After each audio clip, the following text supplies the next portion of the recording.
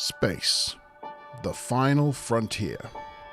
This is a review show for Star Trek The Next Generation. Its continuing mission to explore interesting plot points, to seek out goofs and continuity errors, to boldly go where no other TNG review show has gone before.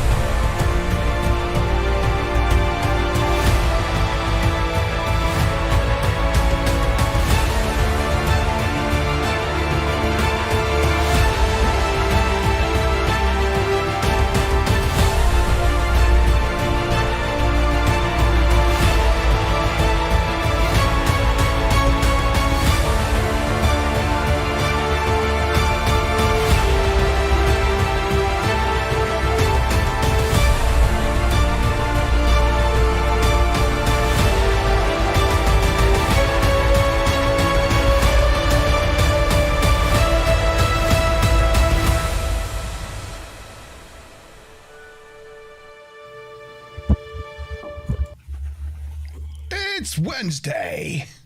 It's 8 o'clock. It's the TNG review show.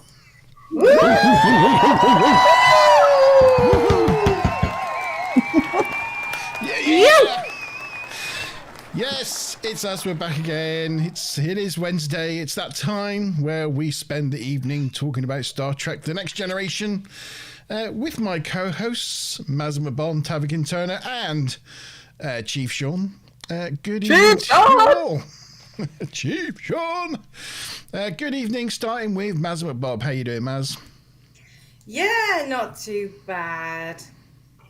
It's been an eventful, interesting week, but we're nearly at the end of it and nearly on to a 4-day bank holiday weekend. Thank crumbs for that, I think. Yeah. Yeah, thank goodness holidays are coming. Yes. The holidays are coming. Yes. Oh no, that's Christmas. It's not Coca-Cola time. It's the Easter Bunny time. Good evening, Tavikins. How you doing? Doing good. Very excited about this episode. It's a good one. Yeah, we might be hearing Tavikin's family screaming in the background this evening because Mr. Tavikins is home. He's not in his lorry traveling around Europe this evening. He's at home. So yay! Home for Easter. So the children are quite excited. Oh yes. Yes. Chief Sean, how are you doing this evening, sir? Doing well, thanks. As I said, excited for the weekend. Nice big Easter to do nothing. It's going to be a good one. And I just wanted to point out that, up until about 3 or 4 years ago, we used to close the pubs here on Good Friday, which used to be great fun because all the English stag parties would come over, turn up on Friday, and then realize there's no off licenses, there's no pubs, nothing. They're just walking around a closed town. And I miss that tradition. It was great to watch them just linger around. Nothing to do. There was like loopholes. Like if you bought a train ticket, you could buy a drink on the train. But and people did things like that, or they took a ferry to Wales, got drunk, and came back again. but I miss the English stag parties walking around Dublin looking clueless. It's just, it's not the same anymore. No, not the same. It's just not the same. Good evening to anyone in live chat, which currently is Stuplum, or he's not on with Lindy Hop's account or Stuplum's account. He's on with his own account, Stuart's account this evening. So hi, Stuplum. I hope you're Stuplum. Stuplum. Is Stuplum a McCoy? Yeah, he's on Yeah. Dad. Yeah. What? Yeah, not, Yeah. and not one of those. And Lindy Hop is our mum. Yeah, Lindy Hop is mum. Yeah, it's mum and dad. I man. never knew. I've been yelling at your dad. Yeah. Yeah, all this time, all the past year. Yeah. Yeah. Totally fine. We love a bit of bounce. Yeah. Yeah. Okay. So my demeanor might change. He says he's only 76 years old, so he's fine. Yeah. He's fine. Sorry, the other thing I forgot to mention, because I got off on a tangent, unlike me. Happy First Contact Day to everybody. We just have another 40 years to wait. Ah, Oh, yay. So, the exciting. countdown continues. World War III is starting. Yeah. Yeah. Any day now. Any day. Well, Putin's doing his bit to enhance that probability. And we'll have the and we'll have, of course, the eugenics wars. And canonically, there is a song set there somewhere in the real world, somewhere around Los Angeles. So, off you go, Tavi. Go find him. Conspiracy I don't know. theorists. I just realized something completely like maybe in poor taste.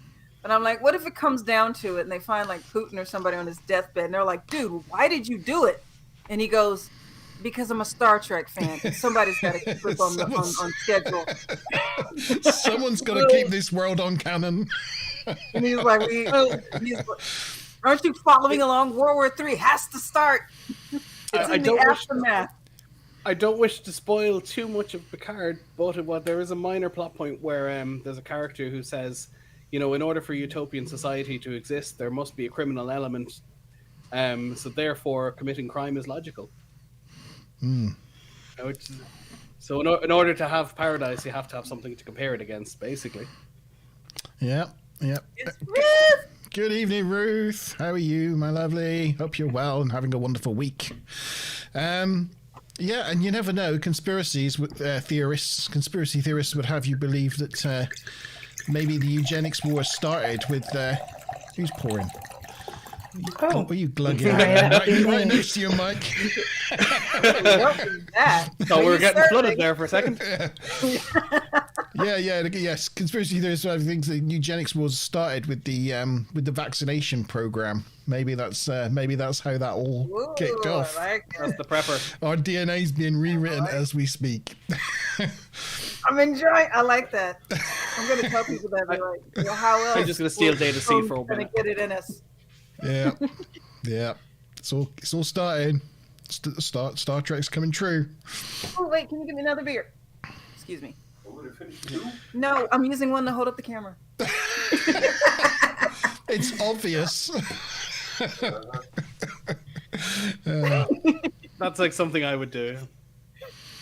I'm going to start this episode off with something different this week. I'm going to start this episode off with a poem. Oh, okay. Are you ready? Are you ready for a poem? Mm-hmm. When am I not ready for a poem? So this is a poem about this episode. Ready? In a world beyond our own, where stars light up the endless unknown, the crew of the Enterprise finds a mission of danger that binds. On a barren planet they descend, where ghostly presence they apprehend. 3 officers possessed by unknown force, and a game of power with no remorse. Data, Troy, and O'Brien too, their lives at stake, their wills subdued. A battle of wills, a test of might, as the possessed ones scheme into the night. But the crew stands firm, their hearts ablaze, fighting for freedom, their honor stays. A plan they hatch, a risky feat, to reclaim their ship and defeat. In the end, their victory is won, the possessed released, their battle done.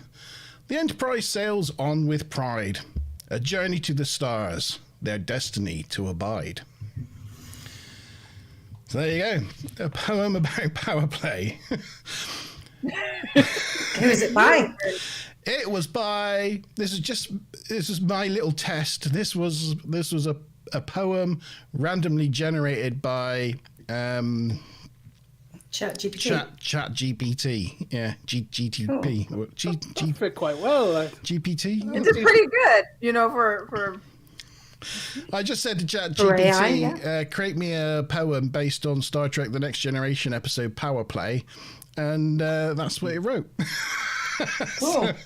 And we never did hear the end of Data's poem about the woman from Venus. Such a shame. No. And her unusually shaped body.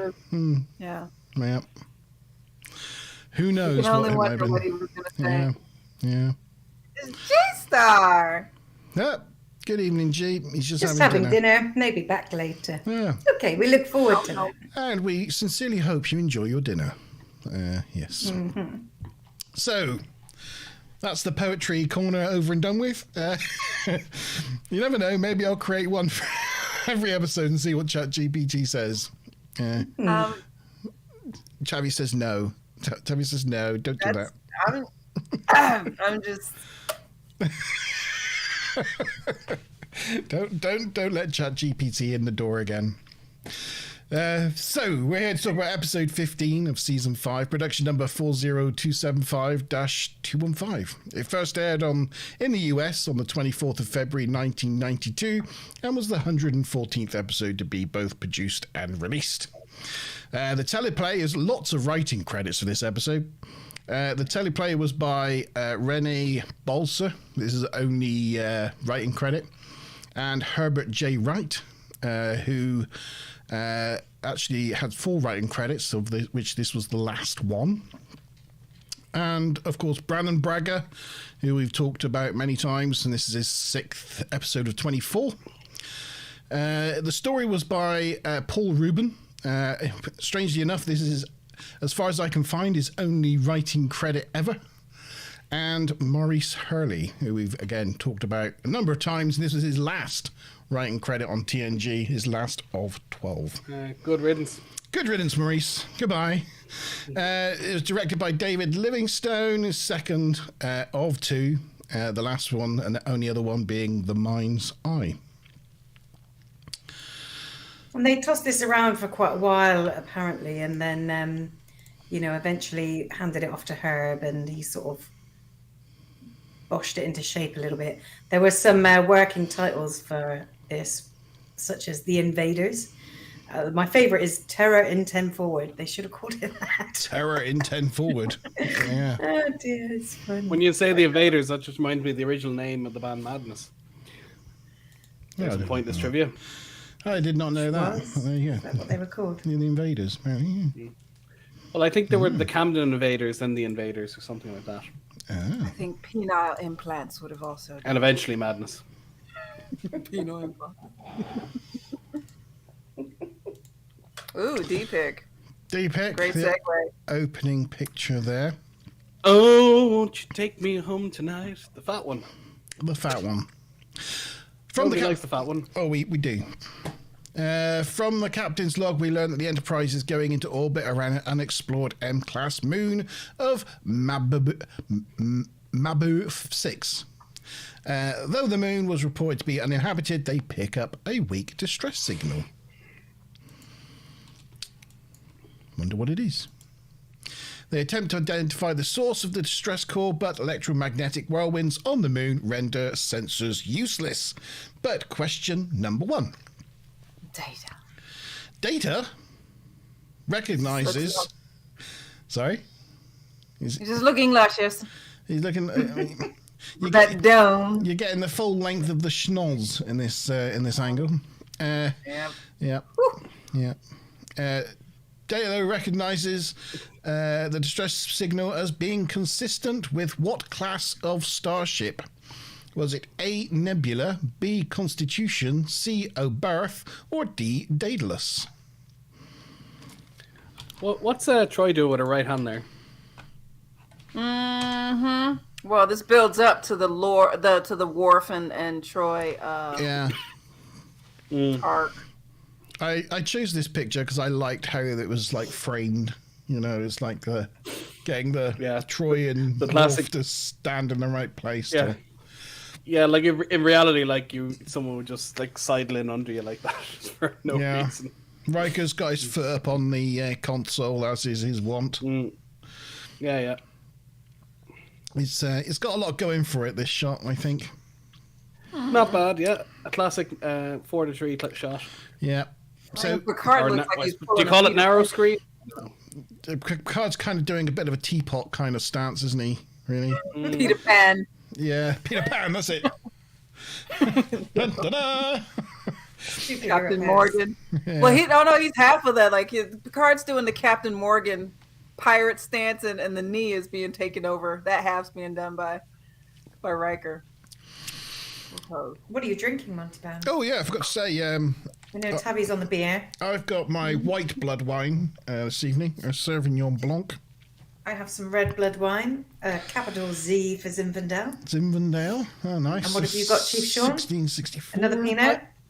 I have some Pinot Noir, yeah. Pinot Noir. Let us Your know in usual. chat. I've ordered. I think I already said this. I ordered Picard's Earl Grey cups, but they're in my sister's house, Yes. so I have to pick them up. So I'm going to have a fancy new little teacup wine glass soon. Evening, Mickey. Let us know in chat what you're drinking this evening. If anybody's got any blood wine out there, let us know what your poison is this evening. Brag all you want. So, question one is, what was the class of starship the data recognizes the signal was coming from? Was it Nebula, Constitution, Oberth, or Daedalus, A, B, C, or D? Anybody want a bonus question? Yay! Well, bearing in mind you have to know the answer to question one, but how long has this class of ship not been in service? Data mentions this class of ship has not been in service for how long? Feel free to copy the, if you don't know, just copy the first one that someone answers in chat. And just I'm going to hold off. feel free to, yep. Hold on, I need to do some maths. Give me a second. Okay. Carry the mouse. Carry the one and multiply by 6 and, yeah.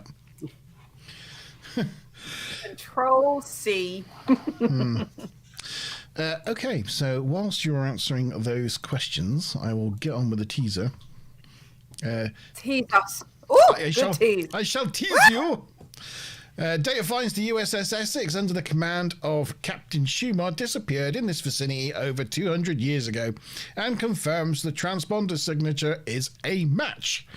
Having seemingly solved the mystery of the missing ship and seeing no need to risk the crew beaming down, Picard orders Worf to notify Starfleet and is about to move on to their next mission. However, Deanna steps forward and is like, not so quick. She informs them she senses life on the moon's surface below. I wanted, when I saw this, I paused the episode because I immediately needed to find out what is the range on her Betazoid senses. Like that's a long Whatever way the to plot go. needs. There you go. There you go. Snap. Thank you. I couldn't find It's that the same answer. it's the same like how long does it take to travel from one planet to another? It can take 3 weeks. It can take 40 seconds. It just depends on the episode. Yeah. Yep. So you think there would be some kind of rule on it, though, wouldn't you? Really? Whether there's some. Oh, there is, but well, they again, this just should is go the into major. orbit and sense a whole planet every time they go into orbit somewhere. Yeah, you'd imagine that would be Terrifying. overwhelming, but Well, I then suppose if again, the planet is. Go ahead. I was just gonna say, if the planet is mostly dead, it might be easier to pick up on the one or two parts that aren't. That's all. I feel like in this moment they should cut in with Obi-Wan Kenobi doing his space out look when Alderaan got blown up. I just feel like there's a disturbance in the force and millions of voices were silenced. And I'm like, dude, what is the range on that? But yeah, she basically did the same thing, but the opposite. Yeah. Anyhow, Anywho, that was the end of the teaser. There you go. So you teased me with those data pics. Those deep. Yeah, look, here you go. I'll go back. Look, I'll go back whilst we're chatting. Just You said about the USS, did you? And USS disappearing. Essex. Yeah. Yeah. I mean, they mentioned Knowing you've year, probably been on the real Essex. The year that the blank ships went out of service was 2196. 2196. There you go. Apparently so. Not that long to go then. It's so eerie the second like this teaser comes in, and I'm like, what? It's been missing for 172 years. I immediately went to Ghost Story. But of course you're thinking, well, if it's 172 years, maybe people lived, had babies, and they're, the sensible person would think that, but not me. No. Well, no, I was going to say they could be stasis, but Daedalus. But no, I don't think they would have had that. Everybody answered. Anyway, that the class was after the NX class, so I think they phased out the stasis pods at that stage. Once they went past warp 1 or 2. Yes, they still have I mean, the technology still exists. Technology exists, yeah. It was still but quite they early weren't days, wasn't it?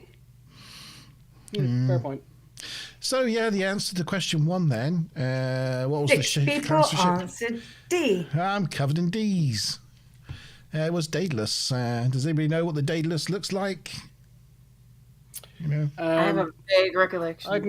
I'd know, but its son has whacked wings. It's the one with there's a big ball, like rather Yeah, than it's homebrew Matador Red. That's what. I think that's like, stupid on what he's drinking. I was going to say what the Daedalus looks like homebrew.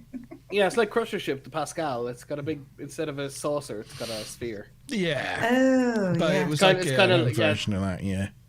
Yeah, it's kind of like a big bauble where the saucer section of the Enterprise, Constitution class, pretty much. Yeah.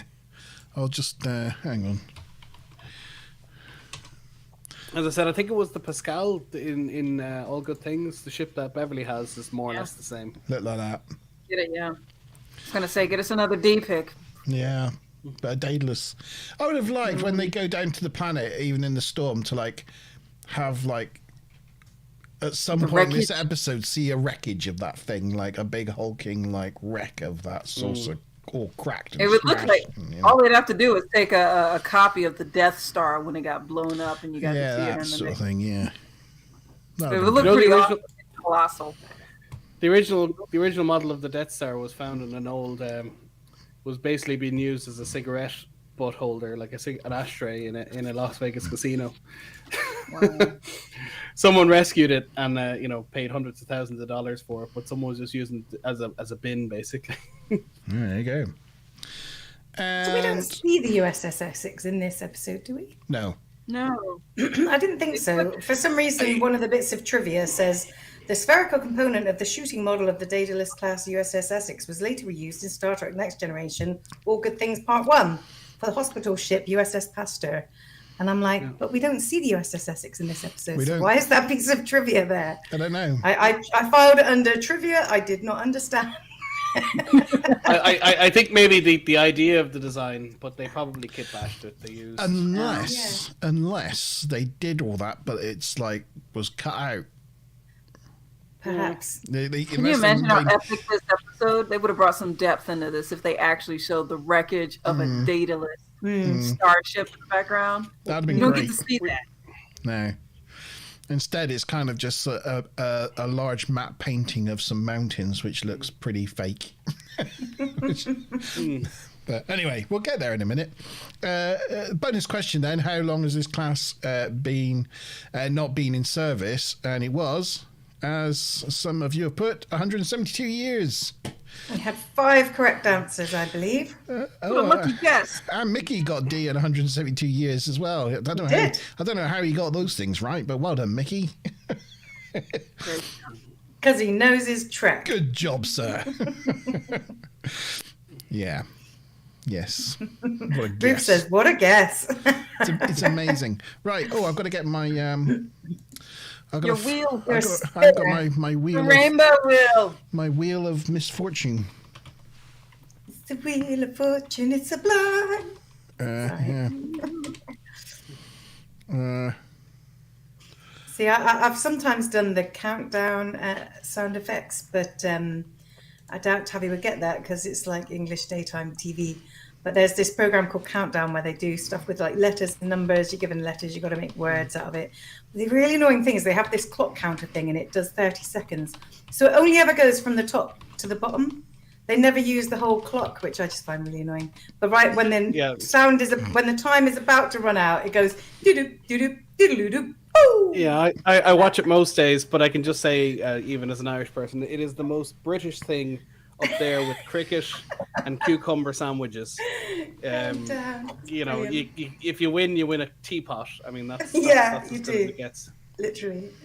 Oh, countdown. Yeah. And I happen to know an Octochan personally, as it happens, but that's not much of a boast. But if you win 8 games, they send you home. They said you've won enough, go away. Okay, I have my spinner ready. I actually got it wrong, so you can take me out. Did you? 5 correct answers, yeah. I was 176, not 172. I didn't even see your answer. I must only have top chat on. Me too. Oh, that's why. I have a live chat, but I don't even see his answer. I still don't see your answer. No. No. Did you forget to press send? It might have done. Okay, right. I'm spinning. Oh no, wait! I got to take Sean out. There he goes. Spinning the wheel. Who's going to get those extra points? Oh, yay! It's Ruth. Happy. That's so cool.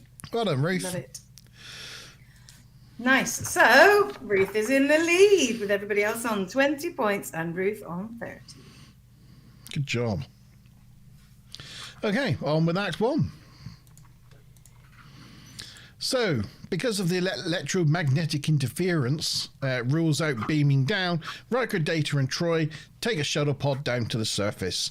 They experience a rough ride down now that eventually knocks out their thrusters, so they make an emergency landing. Well, I say emergency landing, but that's more of a euphemism for they crash. I thought it was very comical that they actually did a 360 spin right before hitting the ground. Yeah. That was planned. That was just a way of slowing themselves down. That's what that was. Oh, okay. Right. Yeah. No, I don't know. Yeah, it kind of looked kind of ridiculous, didn't it?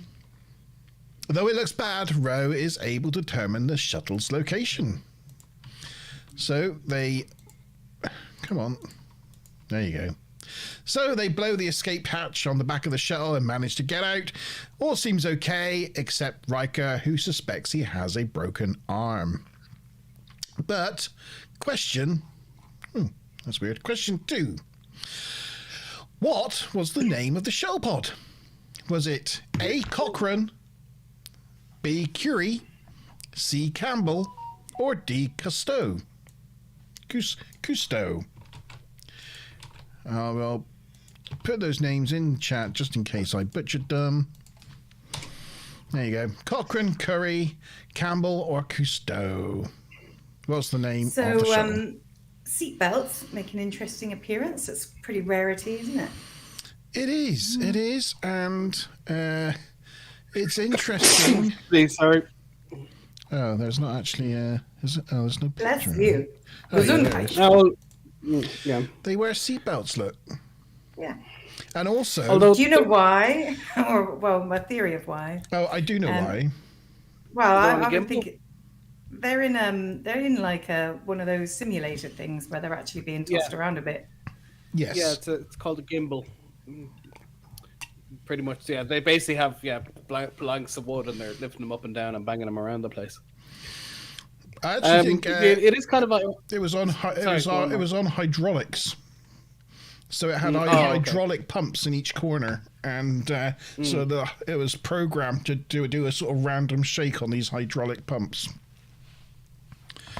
So. Very good. I was just going to say it's somewhat ironic because most of the chairs you see in Star Trek are just repurposed car chairs. So the fact that most of them don't have seatbelts, they were originally designed with them, and it's only later on that they take them out. This, again, Exastris has a list of all the Ford cars they took the various chairs out of, but very much a thing. And also, the shuttle pod here looks a lot larger than it's appeared in the past. It's done a bit of a TARDIS, and the inside looks like twice the size as it normally looks in previous episodes. Well, I wouldn't be surprised if the console doesn't go to the corners because they don't show it in its entirety, and that they obviously just expanded the walls out and just fixing the roof a bit wider wouldn't be hard. Yeah, I mean, when you see it in the look at the size of it there. Yeah. Yeah. And there's no chairs. To that, it's a lot bigger. Yeah. It's a new interior set for this shuttle pod that I think they use it in this one episode, and I don't think they use it ever again. I would imagine they repurposed. And I think they repurposed it as some other things like the McKee fighter, but yeah, I don't think they use it in this order. No.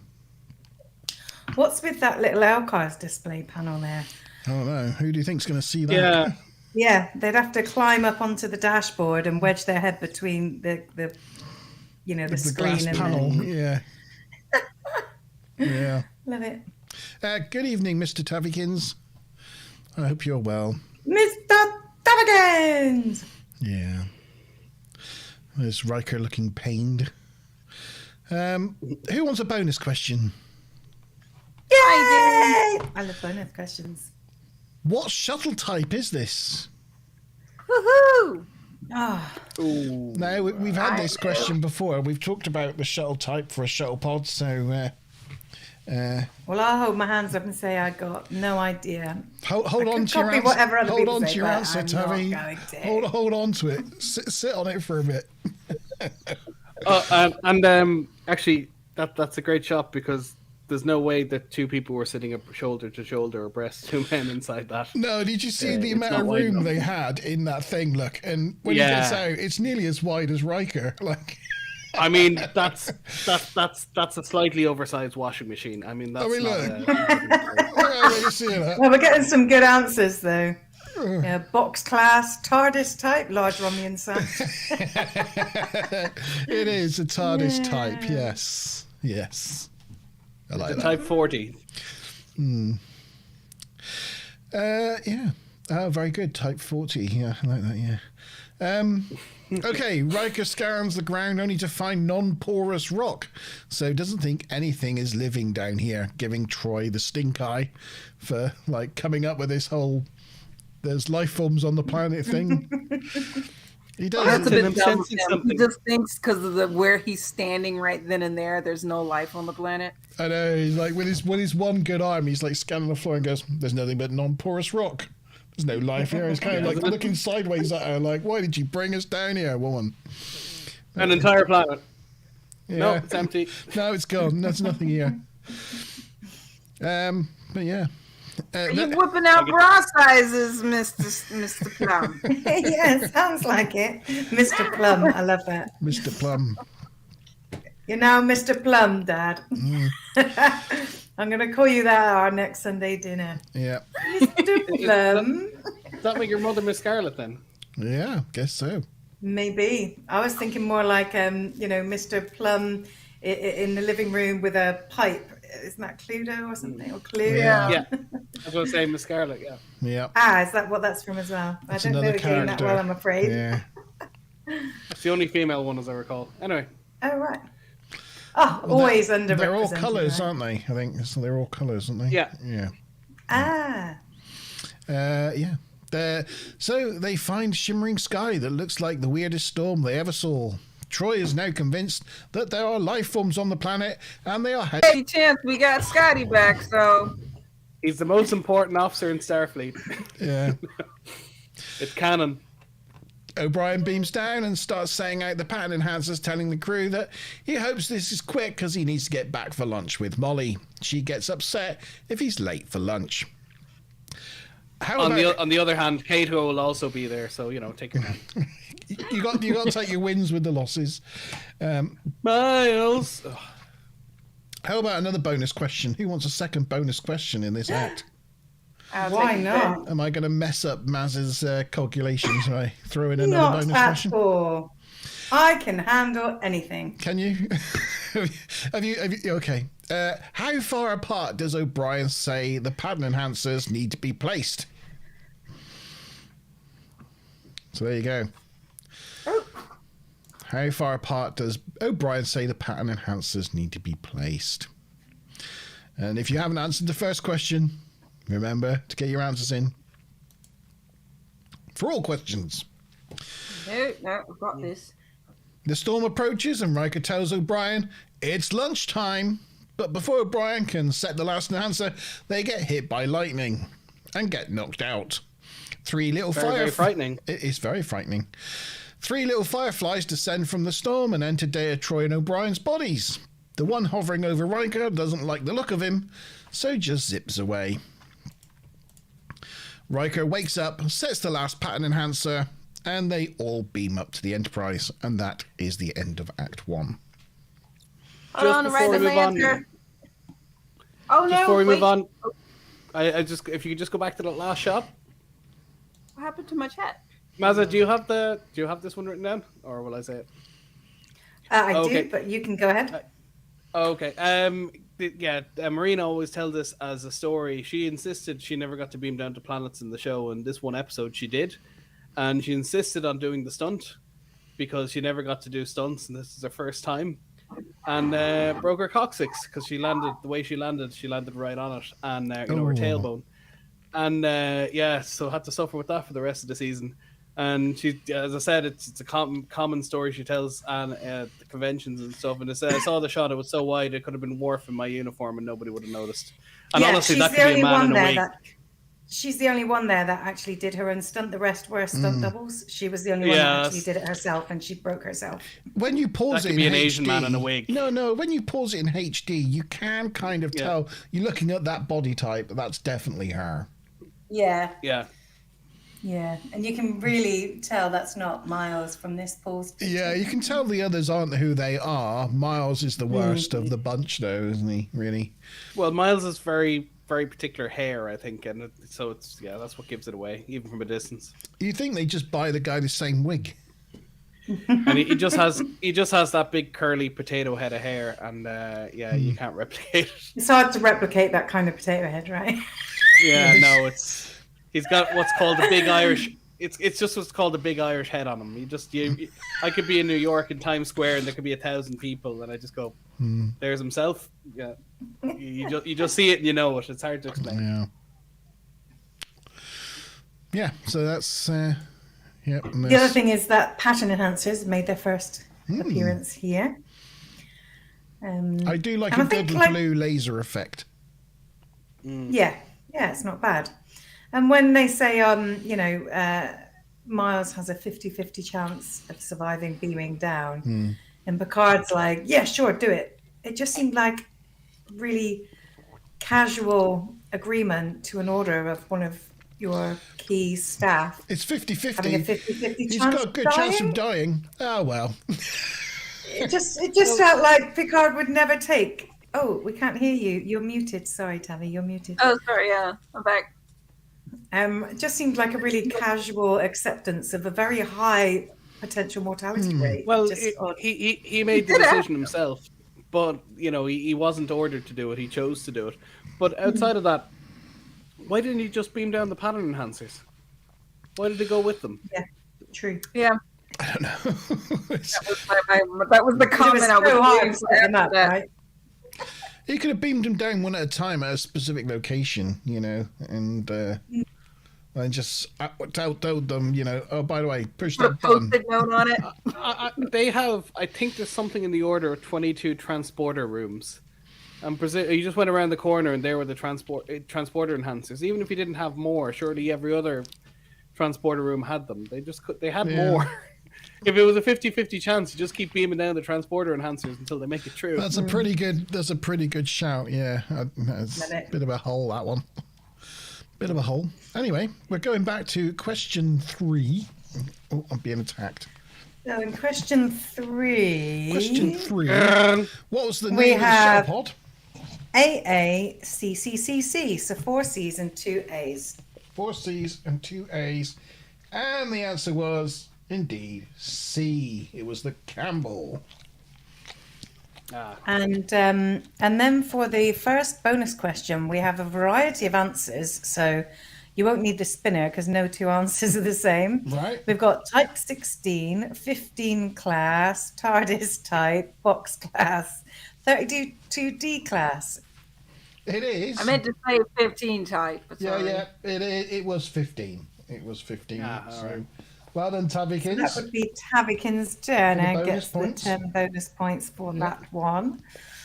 And then in terms of the length of the rods, we've got 7 meters, 3 meters, 4 meters, 7 meters, 8 meters, and 7 to 7.5 meters.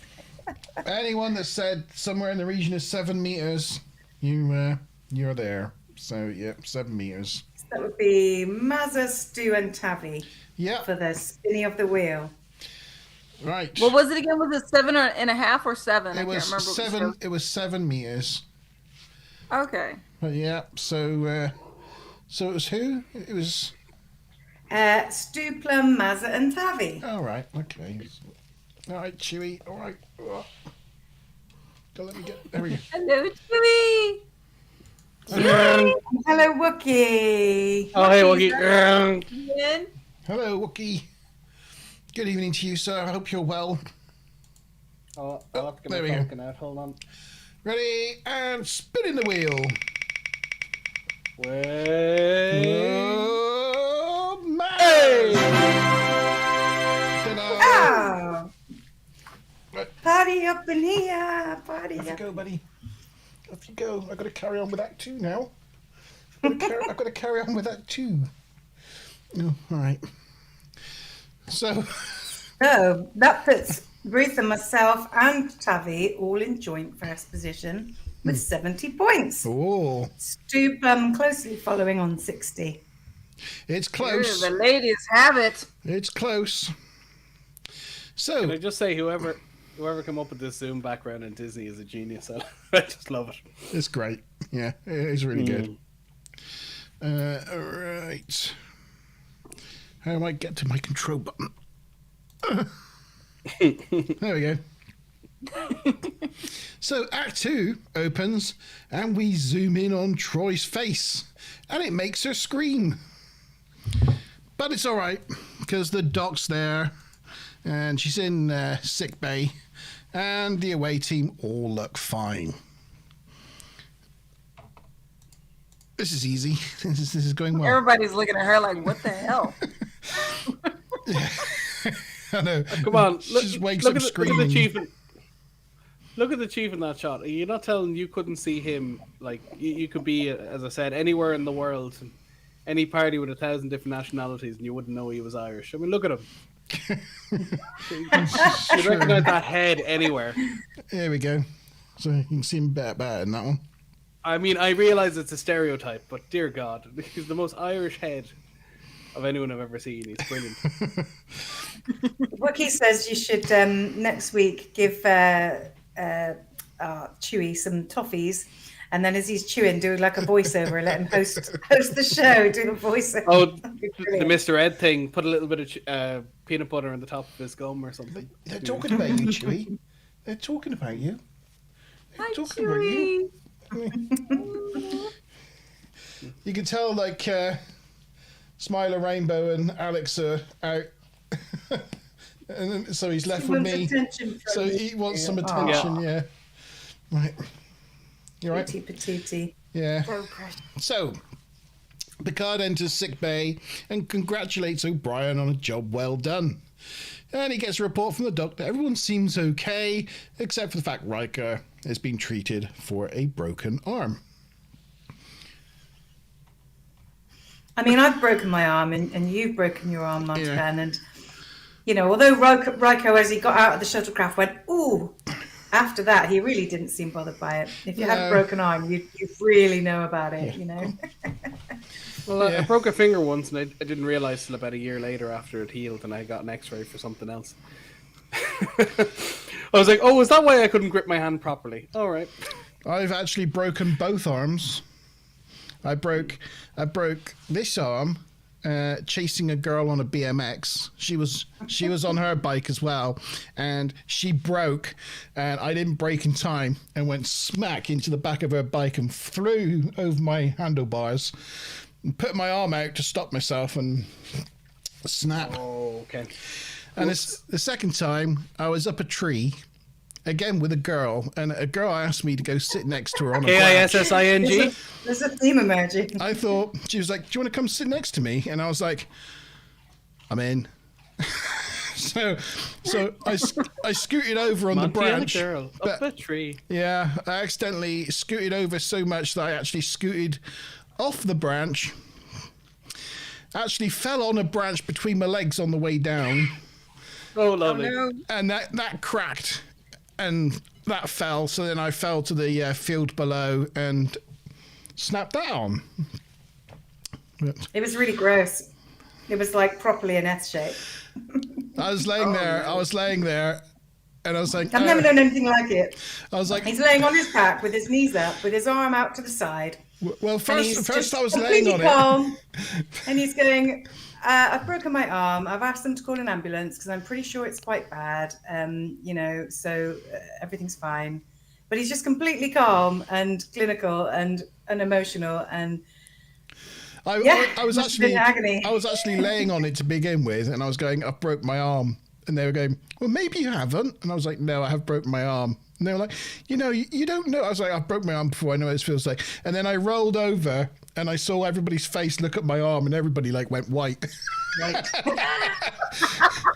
And they were like, oh no, you broke your arm. I was like, yeah, I know. But I remember laying there, and next to me seeing the largest dog turd you'd ever seen in your life, and just thinking, oh, thank fuck for that. I didn't land in that.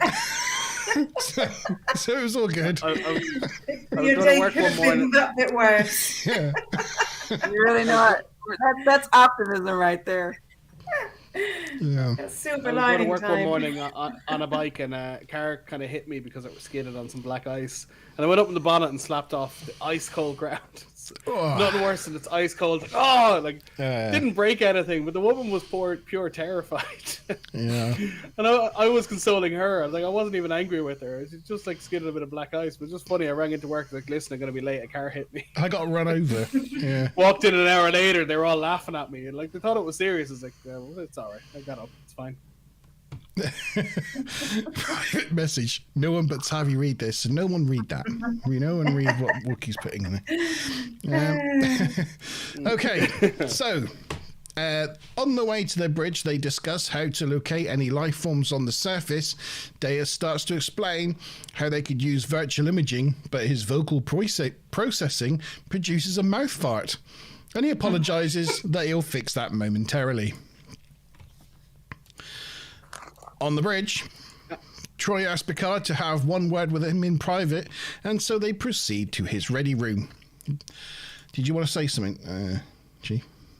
I was just gonna say he loves scanning for life forms. Yeah, he does. Yeah, we've done that one. Anyway, we move on. We've done that one. Riker orders Ensign Rowe to take a synchronous orbit around the shuttle's crash site, but Data claims that due to the EM pans, it would really be best if they search around the southern polar region. Riker's skeptical, as that would mean they'd have to start their search from scratch, and maintains his request to begin searching at the crash site. This visibly annoys Data, but after receiving that order, he's got his annoyed face on. Just me as a wife, I've seen this exact same expression on my husband, and I love it way too much. That's his unimpressed face. Yeah, like I'll just draw a big beard on him, and you wouldn't know the difference. it just be of course it is, course it is, sweetie. Yeah. Okay. Wookie, to answer your question, me and Tabby basically have mirror images. It's almost as if we were kissing, just based on the two different backgrounds we're using. But it's that little corridor in the middle of engineering. Yeah. Actually, if I move out of the way, you can see the pool table. There's the pool table. Yeah, and you can see it there. But Yeah. we're kind of opposite sides of it. In the ready room, Troy tells Picard about how the life forms were calling them to the southern polar region, so they should probably go look for the S6 there.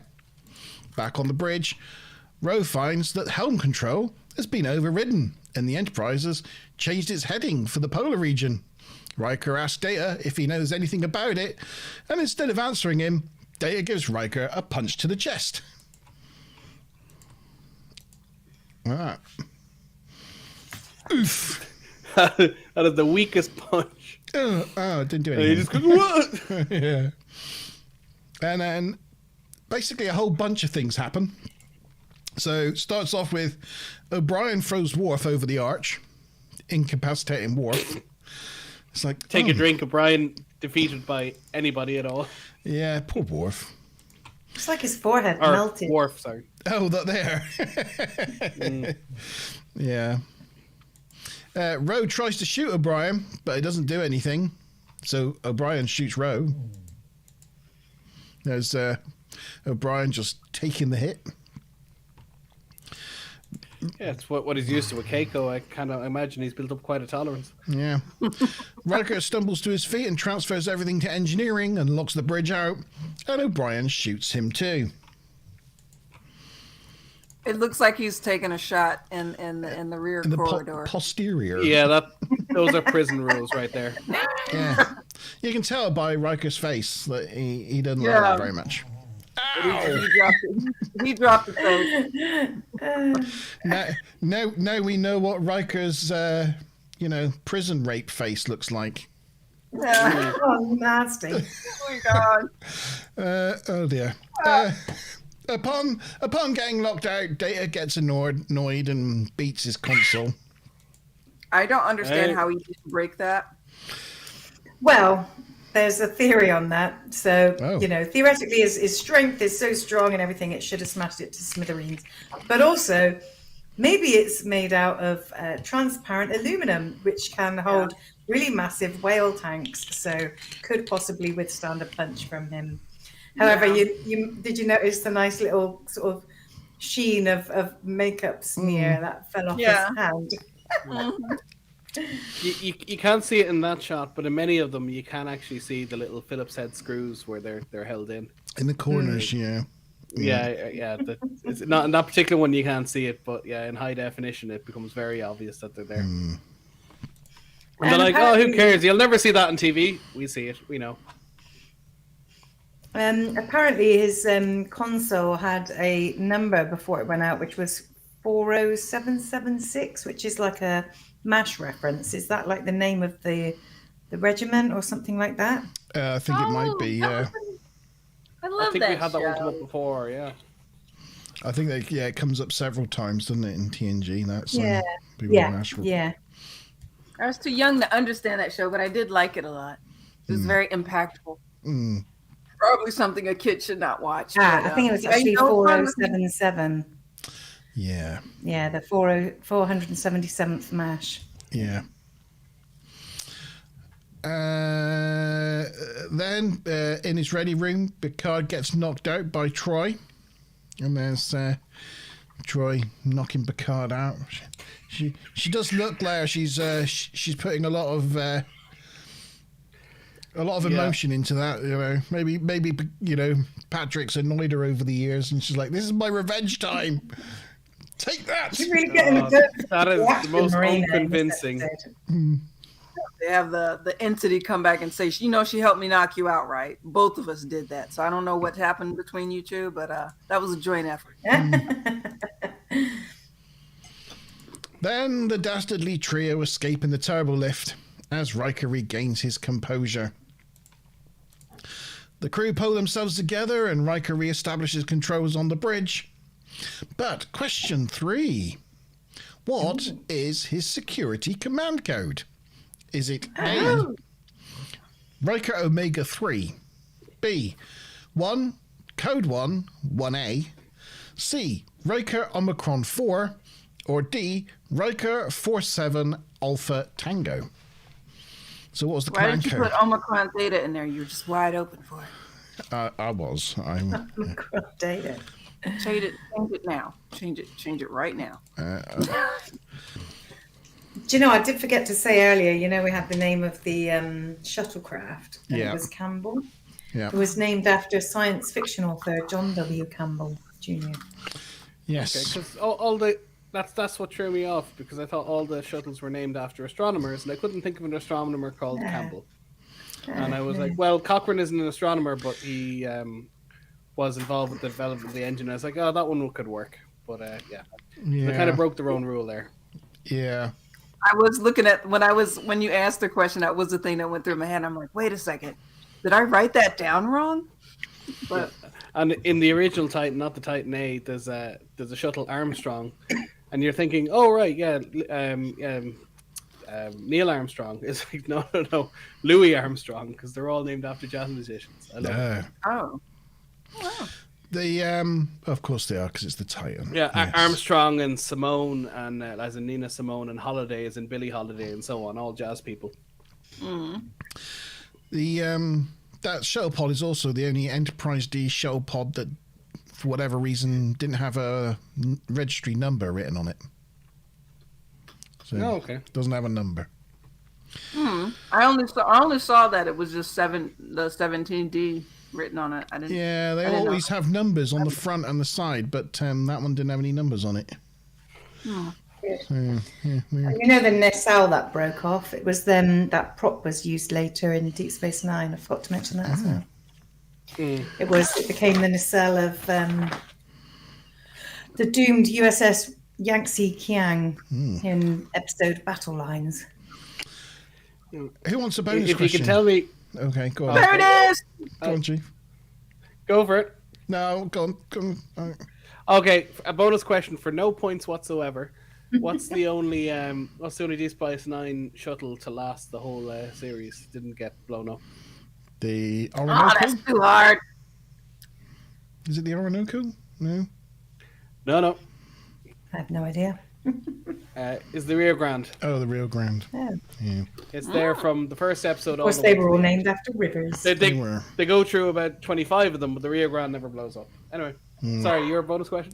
My bonus question is one of those commands that I just said in question 3 was actually the start of the priming sequence for the auto-destruct of the original Enterprise.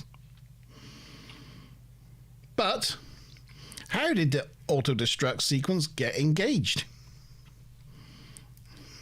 I'm not expecting anyone to answer this question, but does anybody know which one of those security commands was the priming for the auto-destruct sequence on the original Enterprise? I'm currently on Enterprise, and my rewatch, I have to work my way back around to the original series, so I can't remember. Okay. Although, it's weird, it's been so long since I've seen Enterprise, and it's not one of my favourite shows. There's episodes I genuinely have no memory of. Maz and Ruth say B. I'm joining. Well, that part I knew, what? but Well, you said which part of the Oh, B, answers? yes, no, you are right. Yes, yeah. It was B. Yes, sorry, guys, you're correct. Yes, it was code 1A. Yes. Yeah. no, I knew. And then that somebody part, else says code 2, code 2B or something. And then do they say lock? Code 1A 2B, and then Something Yeah, like that. someone It's the search for say- Spock, and then they do the swap over transporters, but I can't remember what exactly. and they then do to blow it up. Kirk engages the auto-destruct with another code, but do you know what it is? No. Oh. I've put Did lock they as use my that? Oh, Like was it like in the alpha Kelvin timeline? lock? Was it something like that? Oh, no, it wasn't. But it's a good guess. It's good, but it's not right. Bully. Code 22B. Ooh, good guess. As I say, I'm not expecting anyone to get this right. You need remember bully. You need a little bully graphic that goes across the bottom Yeah. when you don't get it right. Yeah. Do you know if they were using that code in the Kelvin timeline? I don't know. It's mentioned in an original series episode. The one where the guy's got half black face and half white face. I can't remember what episode that is. And Is that racist or isn't it? it's half racist. Yeah. I don't know. And it's also mentioned One with the black on the left and the black on the right. Yeah, it's in Star Trek 3, The Search for Spock as well. They use the same codes. They use the same destruction codes in Star Trek 3 as they used in the original That's definitely series. safe to use the same codes for 25 years. Yeah. Yeah. Tyler! Hey, it's Milo. Good evening. So yes, that's the questions. Let's move on with the act. Well, to answer your question, I don't think they have toilets in the traditional sense. It's waste reclamation. It basically goes into a reverse replicator and turns it back into food. So it doesn't flush so much as kind of get broken up and turned back into... Yeah. Energy There you to go. matter to energy, yeah. Smiler wanted context for that question, but there was no context. You knew as much as we did, Smiler. Yep, good question. There's a good question. great D-pick.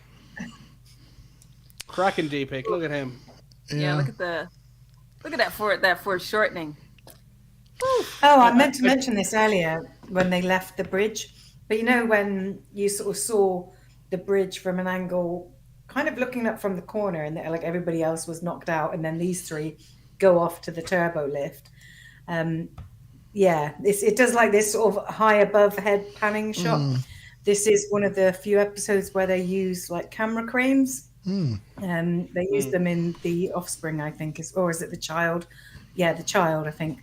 But yeah, they create some really nice sort of sweeping, interesting sort of looking down shots. The direction in this was quite good, I think, and quite different. I think it was it David Livingstone or something? Yeah. And I think it was quite well directed, and they do use some interesting camera shots. And that one in the shuttle in the turbo lift is another one where it's like a really high angle. It gives you some interesting viewpoint, I think. It was David Livingstone. It was David Livingstone, I presume. Yeah, You get it? I can David imagine it's the Livingstone, I right presume? pain doing those turbolift shots. I mean, you've no room at all. I don't know if they had a separate one, like it was missing a wall that they could shoot in or something, but yeah, it's not pleasant. I can imagine trying to get a camera in and get the angles, get everyone's faces in such a small space. Not good. Yeah. David Livingstone was an explorer, didn't he? And he like went to find the source of the Nile and things. You know. Some American like writer went to look for him to write his story and found him in the middle of the desert and said, you know, Dr. Source of Livingstone, denial, I that's presume. ego, isn't it? Hey? Source of denial, that's ego, isn't it? Ego, pride, denial? No, okay, never mind. I got it, but I'm getting bells for that. Yeah, you get cricket. It's always great when you have to explain your jokes. Yeah, to us. yeah, always. Yeah, a little bit. Dong. You know it. When he said source of the Nile, though, but I only actually heard the Nile, so for me, it just sounded like a regular sentence, and I'm like, well, yeah, but I didn't realize he was saying the Nile. Denial. Yeah. The Nile. Denial. Yeah. Not just a river in Egypt. No. Anyway, yes, Dr. Livingstone. They try to override the turbo lift controls, but O'Brien overrides Worf's override. Don't you hate it when someone overrides your override when you're trying to get overriding? Meanwhile, Picard orders Worf to engage the emergency bulkheads in the turbo lift, so it's stuck on deck 13. Unlucky for some. Why didn't they just stop it between decks, and then when they opened the door, there was nowhere to go? Well, the decks are only that thick, so they could still probably squeeze from one end of one end on the, I suppose. I don't know. Still would have slowed them down. Yeah, I always wonder that when they stop mid floors and in films, you know, they stop mid floors and they open the doors and there's no way to get out. It's like, how much stuff do they have between floors in these buildings? Anyway, Yeah. There is a true story of a guy who died in an express elevator that was out of work for 7 or 8 days and nobody noticed. Because it was an express elevator. He managed to open the doors, but it was just a brick wall. It went from like 30th floor to the ground and there was nowhere to get out. And the camera was broken. There was a really bad series of events that caused it to happen. But he went missing and nobody realized, put two and two together, that he went missing and the lift was out of action at the same time. He went in there on a Saturday for something, the lift broke and he went. That was it. So Worf heads down there with a security team, including Lita Alexander. However, when the door opens, there's no one there except their comm badges. You'd think she would have been able to use her telepathic powers to know that, wouldn't you? Yeah. Yeah, Wookie was just saying, is this actress a regular? I don't know if you recognised her, but I said no, but she plays a big part on Babylon 5. She was uncredited in this episode as well. She's been in lots of episodes because she's quite often a stunt double for many of the female cast. Okay. Oh, right. Okay. She's a stunt woman. She is an awesome character in Babylon 5, though. Yeah. Really good. Yeah. Love it. They keep talking of remaking Babylon 5 and it keeps not happening, so I don't know. Leave it alone, I say. Nothing good can come of this. We should also just take that last series of it, just chuck it in the bin somewhere. That didn't actually happen. It's like the last season of BSG, it's the same thing. Yeah. I don't know, I quite like the last... Oh, wait a minute. You don't mean the remake, The very do last. You mean Last the original? Battlestar Galactica remake, the 2007 version.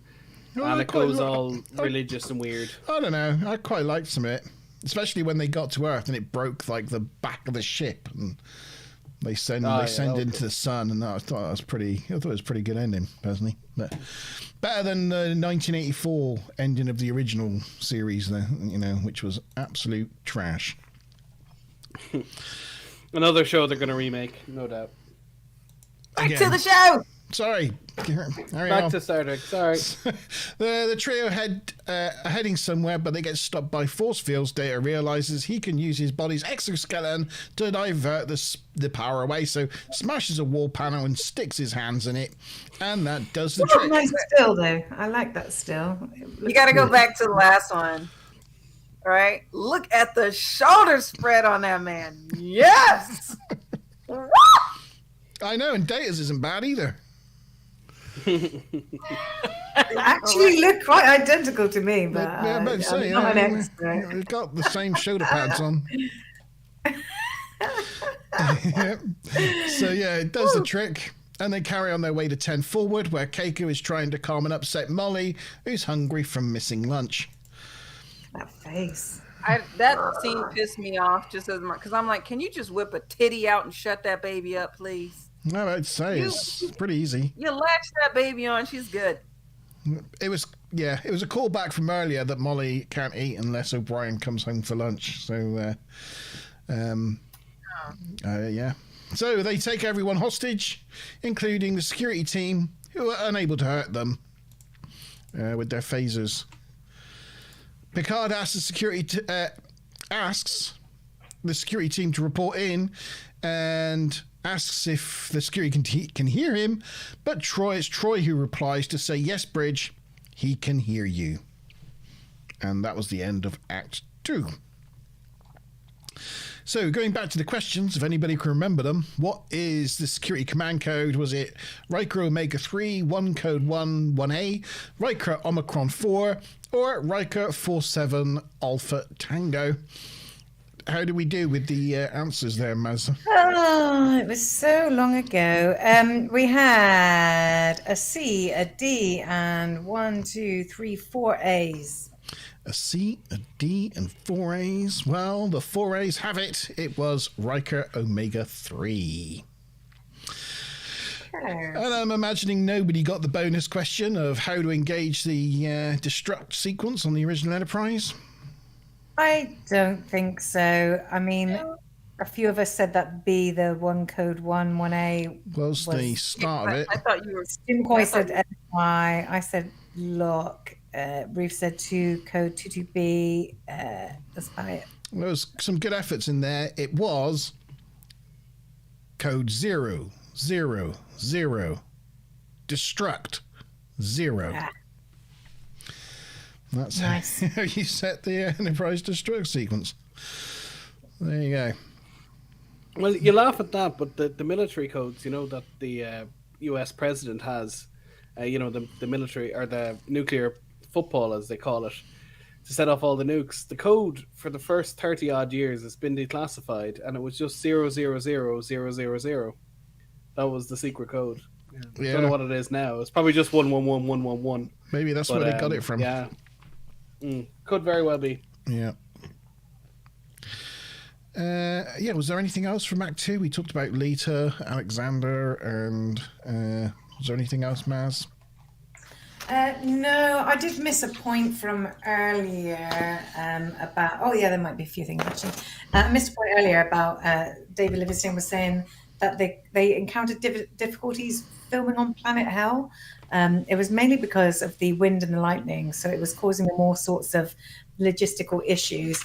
The main one being that because they had to lie down when they got blasted back, and I think it might have taken a couple of takes or something, or the sand that was blasting, obviously the actors were getting covered, and Marina Sirtis obviously did her own stunt, and it was causing havoc with her makeup, so they had to stop filming while she had all of her makeup redone because of the sand being blown around on Planet Hell. So I thought that was the other problem insight. is she obviously wore contacts, and contacts weren't that advanced in 1992. You didn't have monthly contacts you could just leave in or anything. And even, again, one of her convention stories, she says for the first season or two, they were just normal contacts. They just painted them. And eventually, when she got to season 3, she was able to force them to get proper ones that were colored as opposed to ones they painted because they were scratching her eyes and irritating them. So putting a bit of sand in there on top of everything else just wouldn't have been good. The audacity that they painted it and called it a day was just beyond me. Like, they did what? Yeah. And you could see the contacts, actually, when you zoomed in on her face. You could see the contact lens in HD. I thought it was that they decided to make Betazoids like all deep black eyes. And I'm like, how can you tell? Like, look at my eyes. It's very hard for you to not think, oh, am I a Betazoid? It's like, really? That's the color you go with? And they didn't dilate them or make them huge or anything that lets you know that she looks different. I'm like, you can get those novelty Halloween ones that do all sorts of crazy things now that are laser printed. They're quite easy, but back in the 80s, it just wasn't really possible to do that. Like I had used to wear contact lenses before I got laser surgery, and like the first ones I got, you could only wear them for 8 hours. That was it. If you wore them for longer, you'd know about it because it cut off all oxygen to your eyes, and you still have like dailies and monthlies. They're different types, and they have different levels of flexibility and stuff like that. But the dailies and the monthlies, they're porous, so they let oxygen through because your eyes don't have any blood supply. So they let oxygen through, so you can wear them, forever basically. Your eyes are actually starved of oxygen, like they're being suffocated. So they're very nasty to wear. Well, I've got some other actual relevant facts. Okay. So, when they're running to the turbo lift, they nearly knock over a civilian walking along. And it's just odd. You hardly ever see civilians walking around in the corridors. And also he had like trousers and a belt. And you just really hardly see belts as well because things like belts and zips have generally been eliminated in futuristic clothing. Unless you're an admiral. There are Tedeschi twins who play Molly O'Brien. Obviously, with a lot of child actors, they often have twins so they can swap them out depending on mood and such like. But also a stunt prop baby was used during filming of this episode in the 10 forward scenes. And another one is about how the director said that he really liked taking those continuing characters and making them play something different. They came up with some names for these other characters. So Marina's was Slash, Data was Buzz, and Colm was Slugger.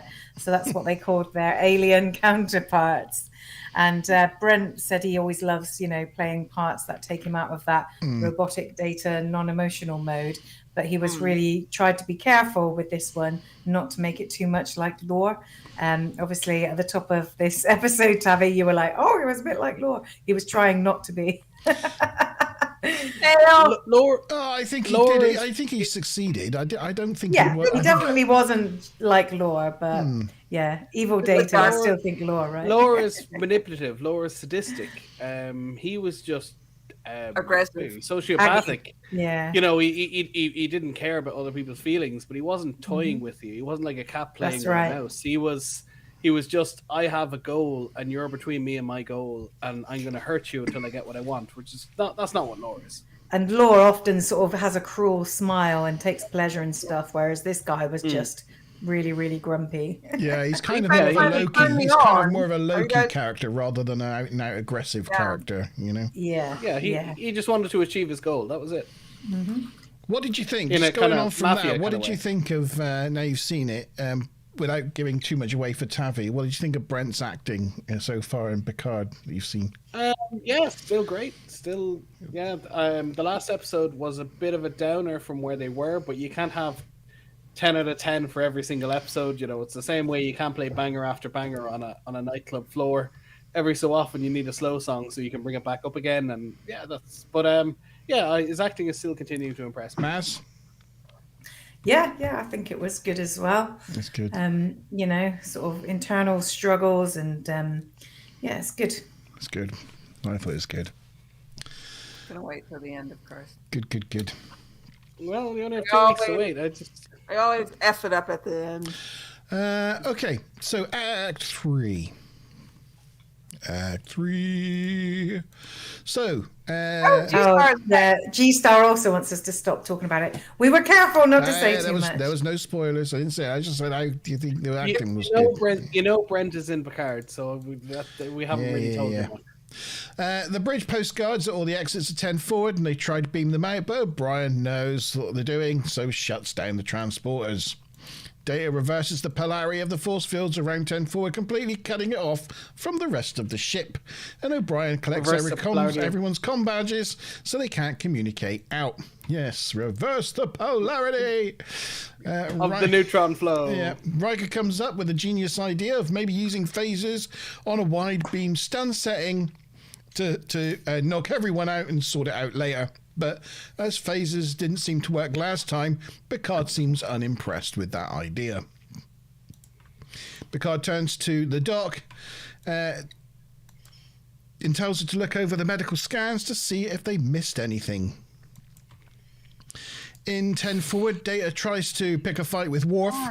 Worf tells him he has no fear of death, and Data tells him that's good because he has no fear of killing him. Tav? What are you saying? Just delicious. I'm just sitting here eating. Imagine it's him. This pretzel's Data right now. Eat that, Data. No. It's a good job because pretzels are quite dry, but at least he has you salivating right now, so that's good. I hope you eat. Don't worry, I am wet enough. Sorry. Ew. Yeah. Continue. In 10 forward. Oh no, he just said that. I just said that. He picks a fight with Data, and Wolf. Whatever. Get a grip, Mark. Picard wants to know about helping the injured, but after a delay, Troy first wants the Enterprise moved to the southern polar region. Picard agrees, but orders Helm to go as slowly as possible. In 10 forward, they are pleased to see that the Enterprise heading has changed. I love it that he says as slow as possible, because I was wondering when I first saw this episode if they were going to notice. But as a mom of small children, when you tell them to do something they don't want to do, and they're like, okay, and then they just shuffle, and take all damn day. And I'm like, is he being a toddler? I know he's not, but it just reminded me too much of those episodes with my kids. Trying to buy them some time. On the bridge, the doc finds amniotic energy in her scans, which she thinks might be some kind of life form. She guesses that Riker wasn't affected because he'd broken his arm that made him immune somehow. But, question 4. LaForge comes up with the idea of hitting them with something that knocks out Troy and O'Brien and incapacitates Data. But what is it? Is it A, a wide beam phaser burst set to kill, B, a tachyon burst, C, a plasma shock, or D, playing the best of Hammond organ music over comms? I think D. Yeah. I had to stop myself because I was talking to my husband. I'm sorry, I'm a little bit tipsy. Good. Yeah, I was thinking, of course, the first thing, I was like, this is the beginning of way too many openings. And I don't know if they've already said it yet in this episode by now, but Picard asked Beverly if she can figure out a device or something to contain these people. And I'm like, do they have all records of the Ghostbusters? Not there. You just need to kick the thing in. Don't cross the beams and you will suck them in. And then the solution that he comes up with is so close to like an itemized version of Ghostbusters that I'm like, really? Come on. Yeah. They should. Okay. That's how they should have fixed this whole thing. They got a ghost problem. What should they have done? Who are you going to call? Who are you going to call? Call right back in. Get on the comms. Call back. All right, guys. Yeah. Yeah, I've done the question, haven't I? It's a bonus question. Who wants a bonus question? Does anybody want a bonus question? I want a bonus question. Always. He also thinks, Geordie also thinks he could use what on the ceiling of 10 forward to help deploy the knockout blow. How's he going to get through the ceiling of 10 forward? What's he going to use? Anybody know? And is Fispy ever ready for a knockdown blow? Yeah. Oh, If you know what device they use on the ceiling, let me know in chat. His face It's should like, scorn, his lips should snare. I can explain it, but I don't know what it is. I don't know what he called it. I'm too tipsy right now. I wrote it. Wait. And never mind. If anybody knows, put it in chat. The doc also points out they'll need to contain the life forms once they're out of the crew. So Picard's like, yes, you go and look into that. I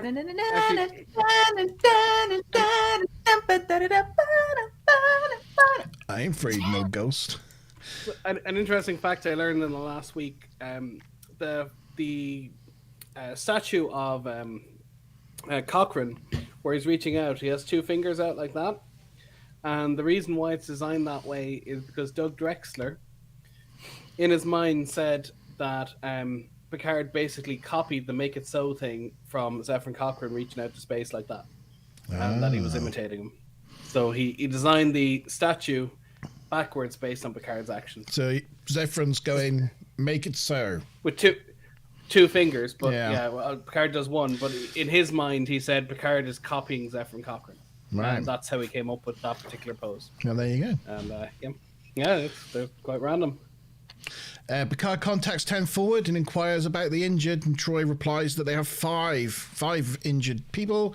Troy prompts Worf to give more information, which he does, but also conveys that the aliens cannot be affected by phaser stuns, which angers Data. Picard offers himself as an exchange for the injured crew members, which Troy agrees to. Riker objects, but Picard points out that at this point they're all hostages, so it doesn't really matter. Data also doesn't like the idea, but Troy agrees with it anyway. On leaving the bridge, Picard tells Riker for Jodie and Ro to proceed as planned, and if it doesn't work, he will provide another opportunity, so watch out for it. I don't know how Picard knows what that opportunity is going to be right now, but he knows. Data's getting annoyed at the crying baby, so threatens to shoot it. Picard enters 10 nice. It's nice. He does. He's like, shut it up or I'm going to shoot it. Picard enters 10 forward with the medical team, and Troy introduces himself as Bryce Schumer, the captain of the USS Essex. Right. That's the end of Act 3. Yeah. Anything else from Act 3, Mazza McBob? No, I don't have any specific trivia or goofs, I'm afraid. No? Nothing Okay, that's cool. Then I'll just go straight from me. straight to question 4 then. What was the... How is Geordie going to incapacitate the aliens? Was it a wide beam phaser burst set to kill, tachyon burst of plasma shock, or playing the best of Hammond organ Stuplum, music? did you answer? I don't have an answer for Stuplum. Stuplum didn't answer. I don't know. Did I miss it? Have I got the wrong thing? Oh, I don't have an answer for Stuplum. Okay, well, never mind. Never mind. Yeah. That's okay. You can give the answer. I just wanted to check I wasn't mistaken. No, Stu Plum didn't get an answer in No. on that one. Oh, that's okay. He's confirming no. He doesn't know. So we got mostly C's and a B. It was a plasma shock. It was C.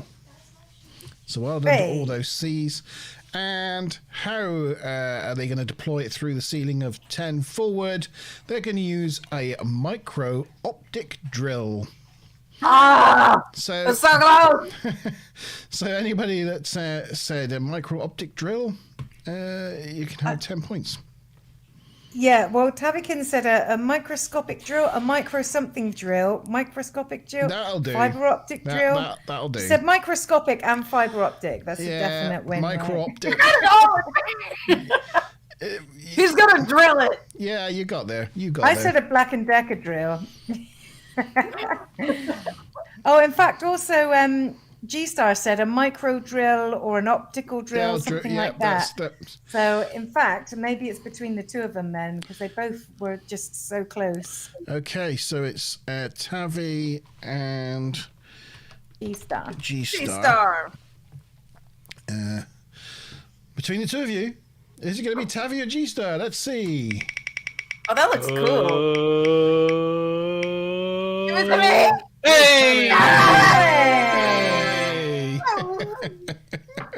Well done, So that Tammy. puts you in the lead now, Tavi, with 220 points, with Ruth and myself just nipping at your heels with 210. You just nibble away, my son. Nibble. Okay, Act 4. Picard's in disbelief because the Essex disappeared over 200 years ago. Schumer tells him that Day is his first officer, Commander Stephen Mullen, and O'Brien is his security chief, Lieutenant Morgan Kelly. She also says that she has no wish to harm Councillor Troy, who is still alive in there somewhere, or anybody else on the Enterprise.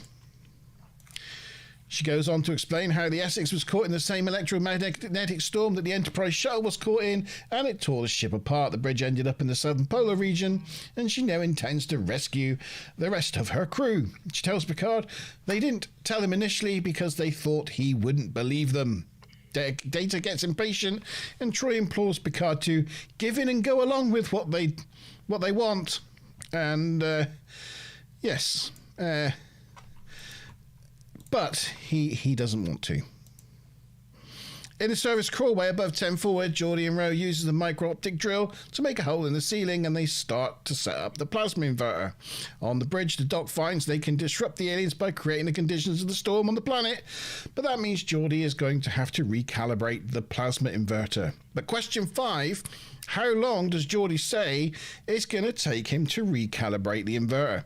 Is it going to be A, 30 to 40 minutes, B, 45 minutes to an hour, C, an hour, or D, 1 to 2 hours? I have no recollection of this whatsoever. While you're answering that, I just point out to you, I think I mentioned the freezer spacers before, but the obviously the grating there, it's pretty cool, and even the most recent episode of Picard, they're still using the same stuff as a kind of light fixture or light diffuser kind of thing. But and it's great in this shot because they're able to take a panel out of the floor and go through, which is great for a shot. But as you can imagine, those hard, rigid plastic things were not kind to the actor's knees, particularly if you had to do a scene that took 2 or 3 hours to get it right. So later on, they just replaced them with rubber mats. So I think in the next season. So it's one of the last times you see them as the flooring in the Jeffries tube. Yeah. Why are they talking about removing teeth in chat? Wookie suggested, he asked if there was do you think there's a market for hot air balloon dentistry and tooth removal? Smiler said hot air backup plan, attached tooth to anchor, etc. Yeah. You can always set up a dentist practice and get Jack Nixon as your spokesman and just have him out there and say, you can't handle the tooth.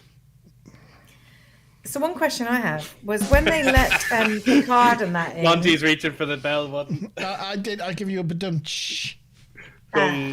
Nice. I'm just going to put my answer in chat. As as Picard and that came in, they were like, lower these force fields, the force fields, this force field cocoon that they've put around the whole place. So lower the force fields. And then Picard and that came in. And then whilst they're all chatting later, and Troy's chatting to Picard and that, all the medics and all of the other, the injured people, they all kind of make their way out. And there's no sort of lowering of force fields or anything. They just kind of wander out the door. And I'm just like, did they just leave it down? Is it just open? Are they just vulnerable right now? Anyway. Yeah. So, Picard asks Worf what he thinks, and Worf tells him that this has happened in Klingon history, where the living is possessed by the spirits of the dead. But bonus question, what do they call that in Klingon? If anybody knows the answer to that one, you can have 100 points. No, not true. I mean, Mazza gives out the points, but it's another one I'm not sure anybody's going to know the answer to, apart from maybe someone might. I don't know that, but 100 points. What's Brent doing with his left hand right there? He's getting himself a cheek full of ass by the looks of it. Just a little bit, yeah. You're like your new skin that new body you got is much nicer than the jailhouse. I'm liking that wagon you're dragging. It's much better than the little glowy ball. You got some fries to go with that shake? But actually, Troy ain't got too much of a booty, so that'd be taking it a bit too far. She got top, but she ain't got bottom. Yeah, she's a bit of a plum, really. She's more to the hips. But anyway. Picard admits humans have similar legends, and Picard doesn't believe they are who they say they are. They are not acting like Starfleet crew at all. Nope. It's pretty kind of obvious that they're not Starfleet. Data splits them apart, and Miles, remembering some of his host body's memories, torments Keiko and tries to kiss her until Troy steps in.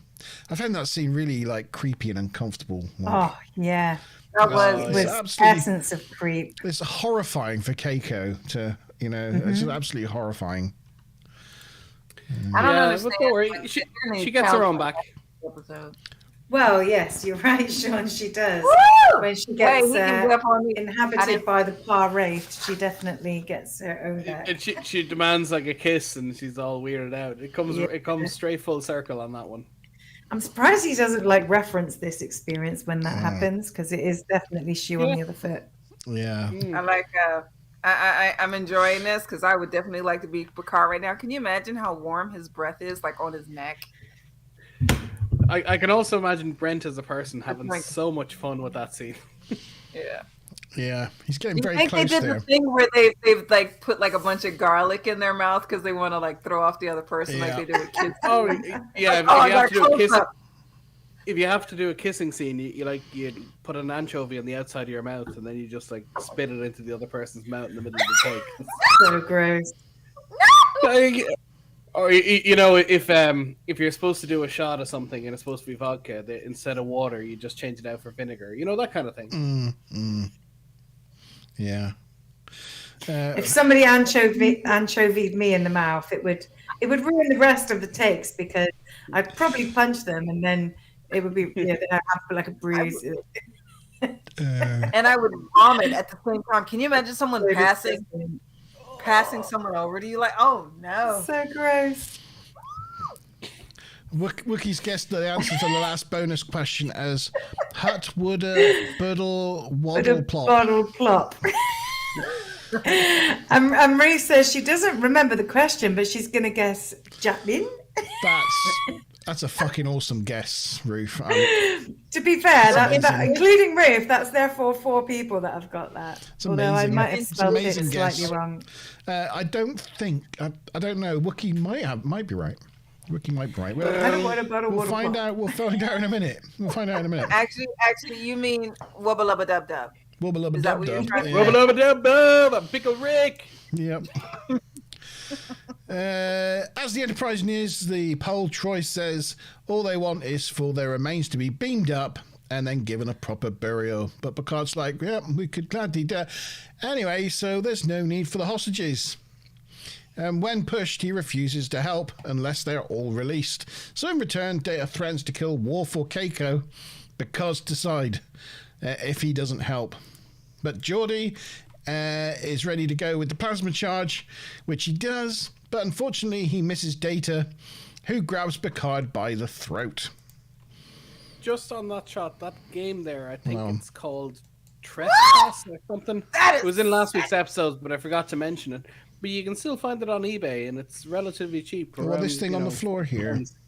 Yeah, you can still find it. It was an 80s game, kind of. There was bigger balls and smaller balls, and some sort of, you had to kind of max. If you used your big ball at the start, then you kind of lost. It's kind of climbing a pyramid, kind of. I forget the name of the game, but I looked it up on eBay last week, and because it was the first episode that ever showed it, and you can buy them for small enough money if you really want a proper replica. But then again, a bottle of Jameson is now a proper replica, so it's not even that special. I'm very much jealous of Troy's legs in that shot. And I'm like, damn, I wish my legs looked like that. Did you see her legs? You see them legs? All the way up. You can nibble on those thighs like, nang, nang, nang.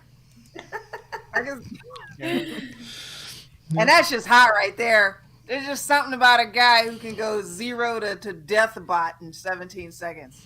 Woo! Some choke me daddy action right there. Yeah. Ooh, that's Data forces Picard to withdraw his men and cooperate, so he does, and that's the end of the act. Yes. You can leave that on the screen for a little bit. We will be leaving that there for you for a little bit, yeah. Thank you. The answer to question 5 then, which how long does he report it takes to set up to recalibrate the plasma inverter? Was it 30 to 40, 45 to an hour, or 1 to 2 hours? As Sean disassembles We had his kitchen. D, C, C, and B. Tavikins, you went from C to B. Yeah, because I wrote down in my notes that up to an hour. So... Oh, God damn it. I misread it. It's B. Oh, dear. I just misread it. I should be covered in B's, but it looks like I'm covered in 1B. Yeah, I mean, I knew the answer. I just put in the wrong letter. But well done, Tavi. Well done, Tavikins. It was B. It was 45 minutes to an hour. Yes! And the bonus question is, what was the Klingon story of the spirits of the dead possessing the living? It was Jack Yin. So all those people that guessed Jack Yin, congratulations. You've done a good job. You know about the Klingons. So you're not doing a spinny wheelie? We are doing a spinny weenie. Oh, you are? Yeah, so who are the... We have Tavi, Mazza, Stu, and Ruth. Tavi, Maz, Stu, Ruth, and we're spinning the wheel. I want it to be green. Oh, Stupler! Yes! Stu's in the game!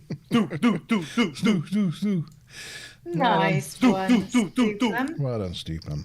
Like everybody's got a bonus point. When I do that, I sound like Rocky. Stu. I think you're right. I think Tavi's had 2 bonuses. Stu Plum's had 1. Ruth has had 1. I have had 1. Sean has not had 1. But Tavikins is now massively in the lead, probably pretty much uncatchable with 320 points. And next is Ruth and myself with 210. Oof. Data looks so sexy though. Oh my God. We're moving on, Tavi. We're moving on. Hold on. Give me a minute. Just give me a minute. Hold on. 3, 2, 1. Woo! Thank Go. you. So, the Enterprise, you can tell from this shot, the Enterprise is clearly in synchronous orbit around the South Pole region.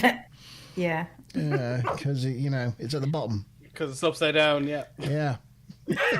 Relative to our perspective. Yeah. It's a good job I didn't fly the ship up the other way. I come from a land down under. I do have a I just wish they would put scenes like that where they show the ship from like the left and it's just like facing the planet like this way. Hold on. Yeah, actually, I'd say that shot is Just to fairly throw unique, people off where- so they realize space is different. Yeah, but like Space I've never is seen. different. I generally see it with the port facing towards the Tommykins planet around the Turner poles, quote. or Sorry. either with the planet underneath it. I've never seen. I think that must be unique in a shot where the planet is above the Enterprise. It's usually, as I said, beneath or level with the equator, like port or starboard. That's odd. However, I will say that I don't know. The light doesn't picture, look like it's quite coming from the right direction, because if this was like the South Pole, as planets generally form around you the have, yeah. accretion disk of a star, then the light should be coming from this sort of side, should be coming from like the west or east direction, Rob, but it seems to be coming from like a southwest direction, which is Yeah, it should be coming from near the equator, but Yeah. it's not. It's not level with the planet. It's way below it. So then that couldn't really be the pole. Okay. Yeah, that makes Nerd. sense. it's possible. It's not all planets like that. Uranus is on its side, so the South Pole points, but whatever. I really What- love what's this weird TV is- because it almost looks Oh. like the nacelle blue light give off this rocket sort of thing. Yeah. What's weird is pretty much every planet is right-handed. So if you put your thumb up like that and your fingers going around, the way your fingers are going, that's the rotation of pretty much every planet. If the thumb up is the North Pole, so for whatever reason, most planets, not every planet, but most planets are in the same orientation. Which is an obvious exception to that rule in the solar system. Then, Sean, I can't remember, but I know there's one. Venus, Oh, okay. for whatever Does it reason. not have a core or something? No, Venus, for whatever reason, goes in the opposite direction. Opposite way. Yeah. Yeah. Oh, okay. But all the rest of them are the same. Yeah, they think it was hit early on in its life and Oh, set okay. it going the other way. But All right. okay. So on the bridge, Geordie can't find any remains of the Essex Bridge because the storms are worse in this region, even though Data has provided the coordinates. Geordie reports that the transporters are not going to work any better than the scanners. Picard points out that their best bet is to use O'Brien's knowledge of the transporters in this matter, and he can provide a safe passage to the cargo bay transporter pads in exchange for the release of some hostages. They decide to go with the plan, and O'Brien requests access to all the transporters to protect them from being beamed away whilst moving through the ship. They're skeptical about Riker, so Picard informs Riker that they have an opportunity to end the violence and shares the plan to escort them to Cargo Bay 4. Riker relinquishes the controls of the transporters, except Ode Smiley notices that they missed off the shuttlecraft, which Riker reluctantly hands over as well. The least smiley in this episode you'd ever seen him. It is, isn't it? Yeah. Definitely not Smiley. And Colin himself has commented on this in the past, but Miles is not an Irish name. There's very few people with that name. It's just not a thing. So whichever Irish American came up with it, he was wrong. Give it Morris Hurley give or it a couple of something, I 100 know. years. Yeah, possibly. Never watered And down. saying It'll that be this- like this- Americans who still think they're part of the original European countries. Yeah. This happens. They get culture shock. People come over from Boston and then they go, "Oh, Boston is the real Ireland because you don't do things the way we do." And I'm like, "No, that's not how it works." In 400 years' time, I mean, people are going to have names that are virtually unrecognizable. They'll be called things like Pampas and Transistor and stuff like that. Like traditional names probably won't even exist by then. Yeah, I know a girl who named her child Keanu Dante Cappuccini Donnelly. That's their problem. Oh my god. I don't know why.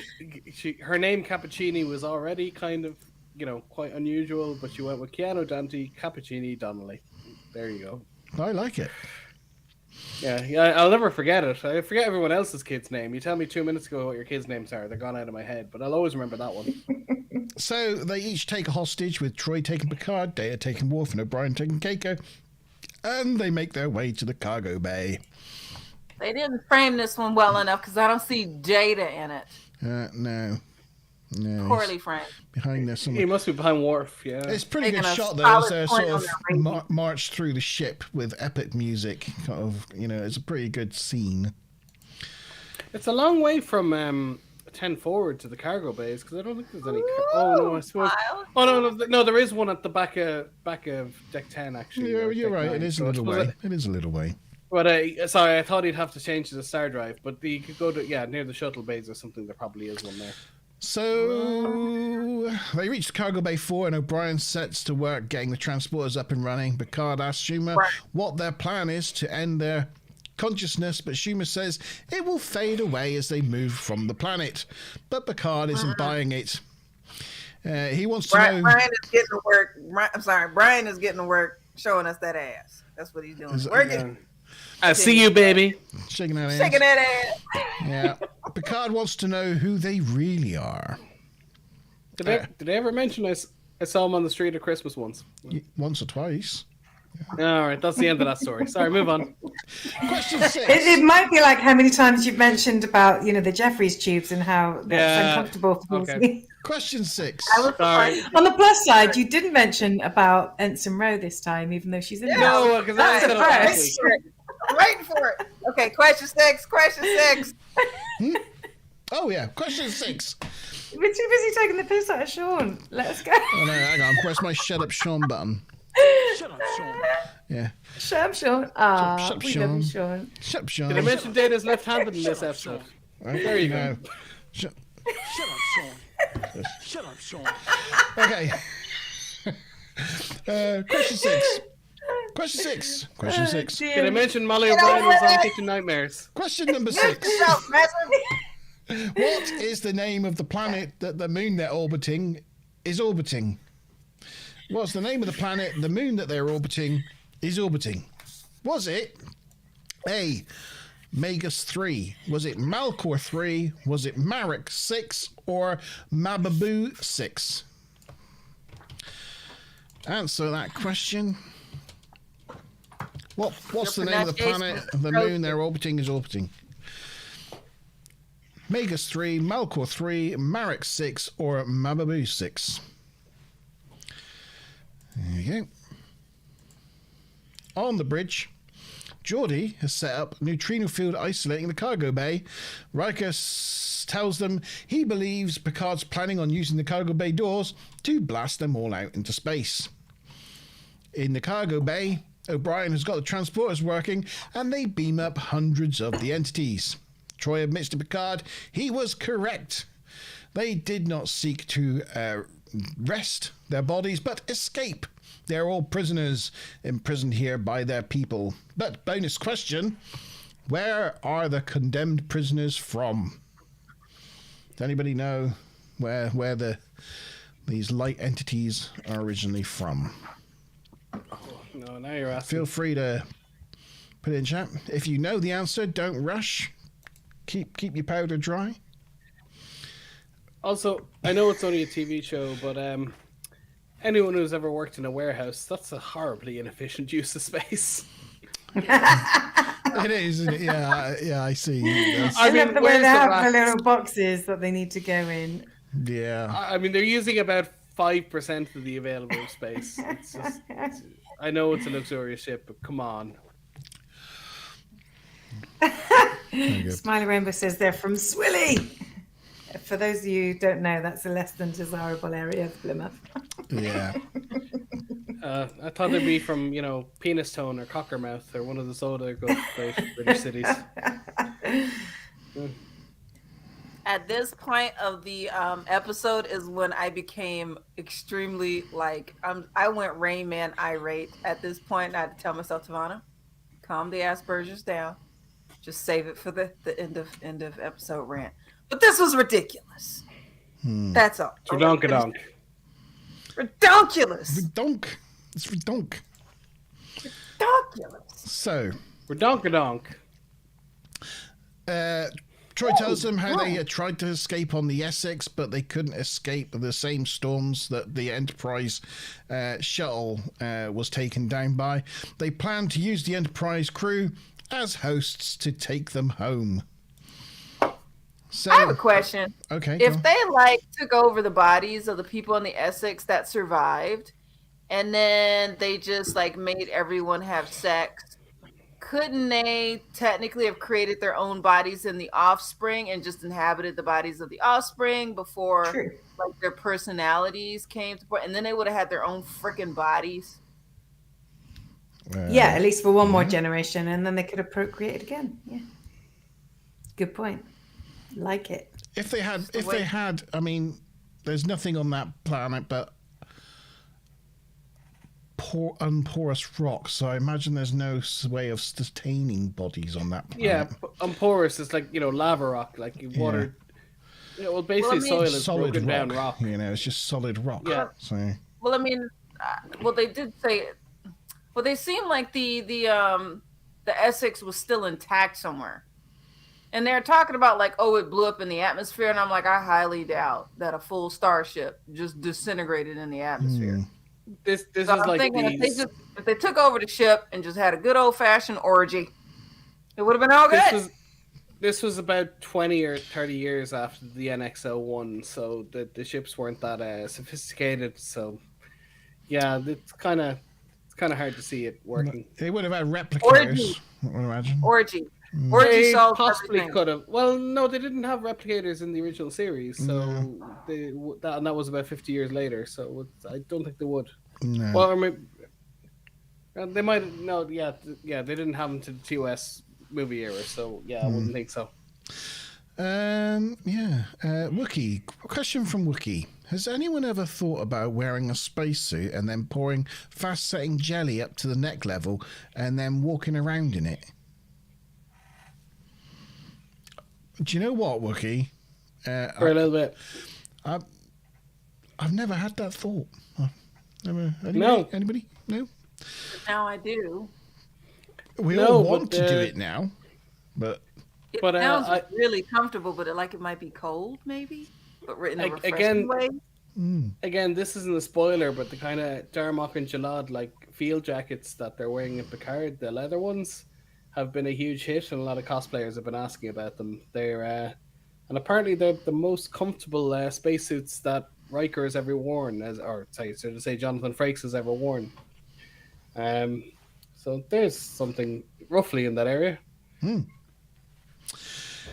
So anywho, Riker enacts their secret plan and raises the neutrino field in the cargo bay. The aliens are not happy about this and threaten to kill the bodies they inhabit, but Picard's like, okay, do it. Keiko says she would give her life for her daughters, and Worf points out that dying to save one ship is the hope of every Klingon. Yeah, Gives them a hard on. maybe today is a good day today. Picard's like, checkmate, Mother Hubbards. He's gone by the short and curlies, apparently. Troy warns Picard to pass this way again and, you're dead. The aliens give up their bodies just like that, and Worf transports the prisoners back down to the surface. Yay, they won. They get checked out by the doctor in sickbay and have no long-lasting effects. Troy tells Picard how her consciousness was just pushed to one side. Data apologizes to Worf and tells him his restraint was remarkable. Worf says he has no idea. Whatever, Worf. Your ass gets beat the fuck up all the damn time. Ain't nobody scared of your ass. And the O'Briens are reunited. Keiko and Molly are happy to get Miles back, and they probably go off for lunch somewhere. The end. The end of the episode. I was quite surprised Keiko was completely like, oh, it's all okay. We're just happy you're back. Everything's happy at the end. Because I'd be like, I wouldn't want to be left alone with him. Yeah, I wouldn't want to be left alone with him for a little while, Yeah, you need to. Came in for a kiss every now and again. I'd be like, no. You're staying in the spare crew quarters tonight. Yeah. So like with this final three. You know what's crazy? Oh. I don't know. You never know. Keiko might be kinky. After she get back, she like, you know what? Hey, can you do that jailhouse O'Brien thing you did before? Okay, we have a while to go for this one, like about 30 episodes, but just wait for the episode Rascals, because that's all sorts of creepy.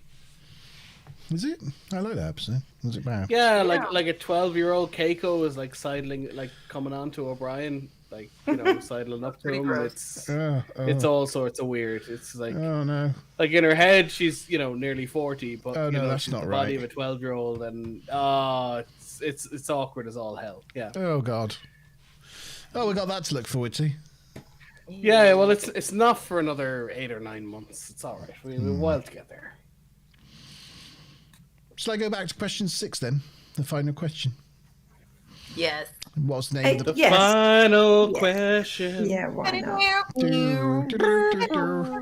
Okay, so what was the name of the planet that the moon was orbiting? Everybody said D. It was D. Mabu 6. My subtitles just put Mabu with no B in it, so I was a bit stunned Mabu. when I saw the options. I'm like, what? He was like, Mabu.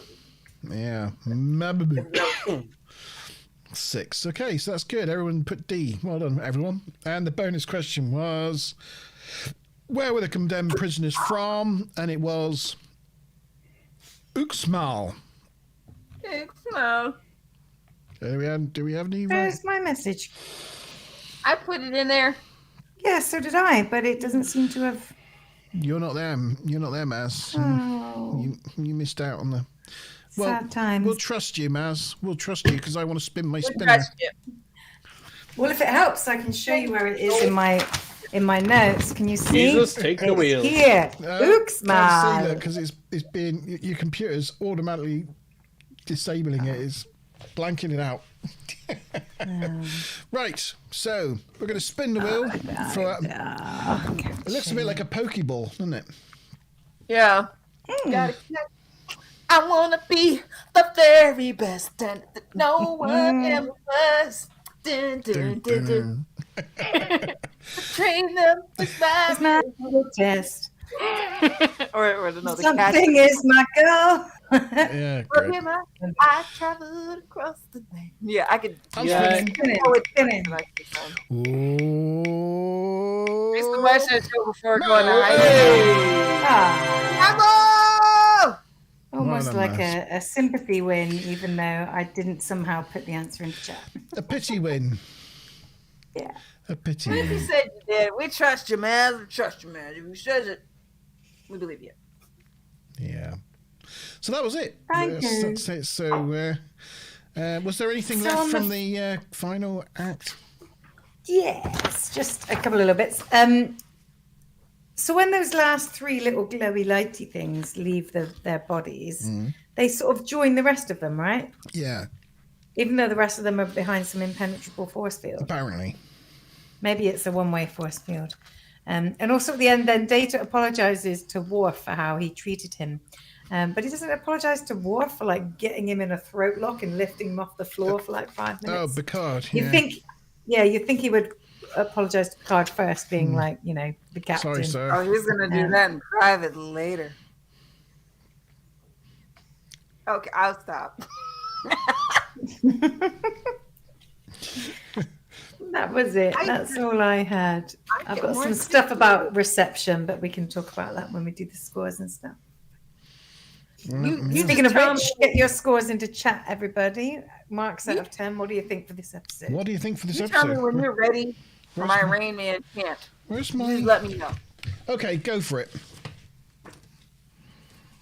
First of all, this is the most ridiculous concept when it comes to so many things. And I'm so pissed off with Picard because he's supposed to be this freaking diplomatic guru who knows about other civilizations. Okay, first of all, we're going to take it back just to see how dumb this is. You get Lore. Lore is the only physical copy of Data. Spare parts. Don't jettison him out into space.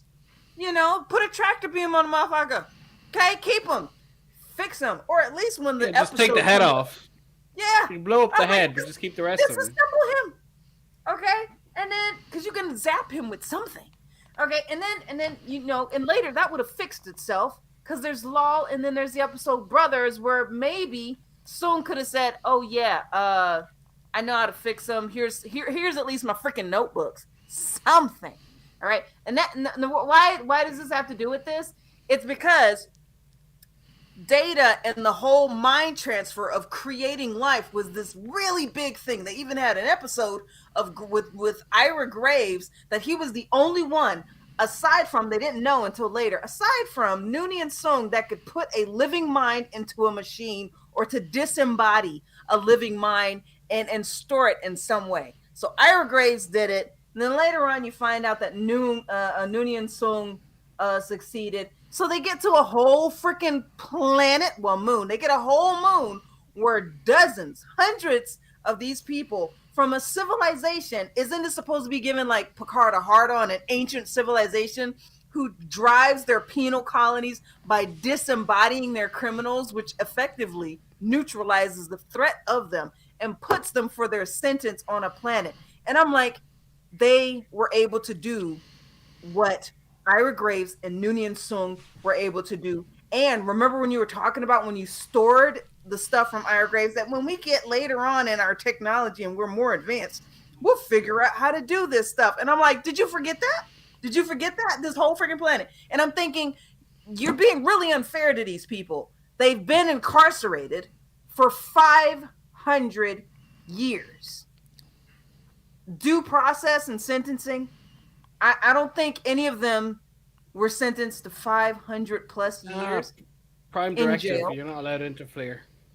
You might not be allowed to interfere, but now they're on your ship. This is now first contact. You've gone past the non-interference thing. They've made first contact with you. So, yeah, it's kind of a first contact situation. So I'm like, are you serious? Did you seriously just look at these inmates and with no heart whatsoever be like, whoa. Why didn't you just tell us about this, man?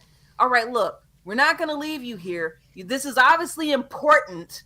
You can't be incarcerated for 500 years and think that's fair. Your civilization may have collapsed and they just weren't able to come back for you to put you back in the bodies. At least ask these people where they're from. Did they even go back to Uxmal or even bring it up later? Where the frick is Uxmal? Find these motherfuckers. Try. It's like, come on. And then I'm like, you just solved human immortality again in Star Trek, the Star Trek universe. The many ways that they've solved immortality. Yeah. Disembodying a host and putting it back in. You already know that you have data. You already have, well, you could have had lore for spare parts. You got Lol. And then later on, you're going to get Data's mom because she's set to shut down. Okay? So you're going to have a dead body android that you can use. So this whole thing when it came to like Star Trek Picard season 1, and then in Discovery where they referred to the Sung process of using the golems, and I'm like, all of this would have been solved in this one episode, but they fucked it up. The end.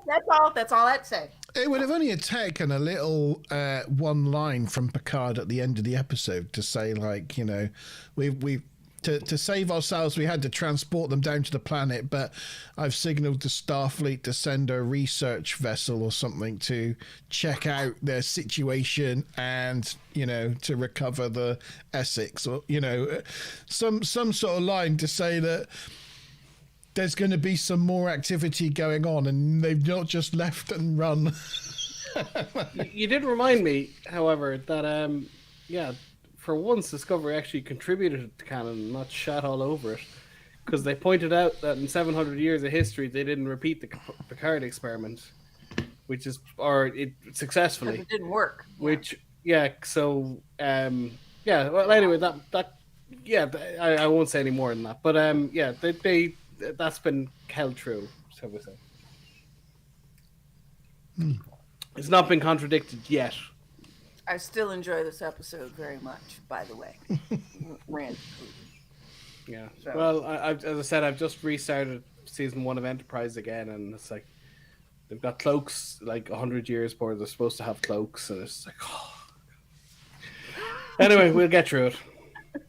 Oh, okay. It's not cloaks, it's stealth technology. That makes it better. Okay. Stealth technology.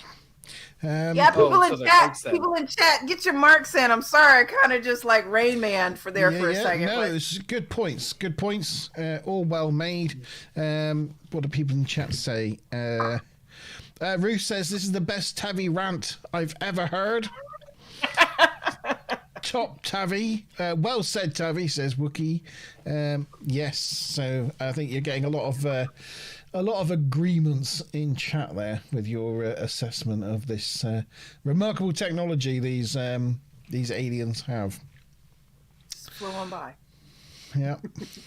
So in terms of general reception, Brannon Braga said he thought that this was a great action show. It was a breath of fresh air, had no pretensions. Instead of exploring some theme or idea, it was just like phasers blasting and stuff like that. Lots of phasers blasting in this episode. Like, I think it's probably more than we've had the entire rest of the season combined, to be honest.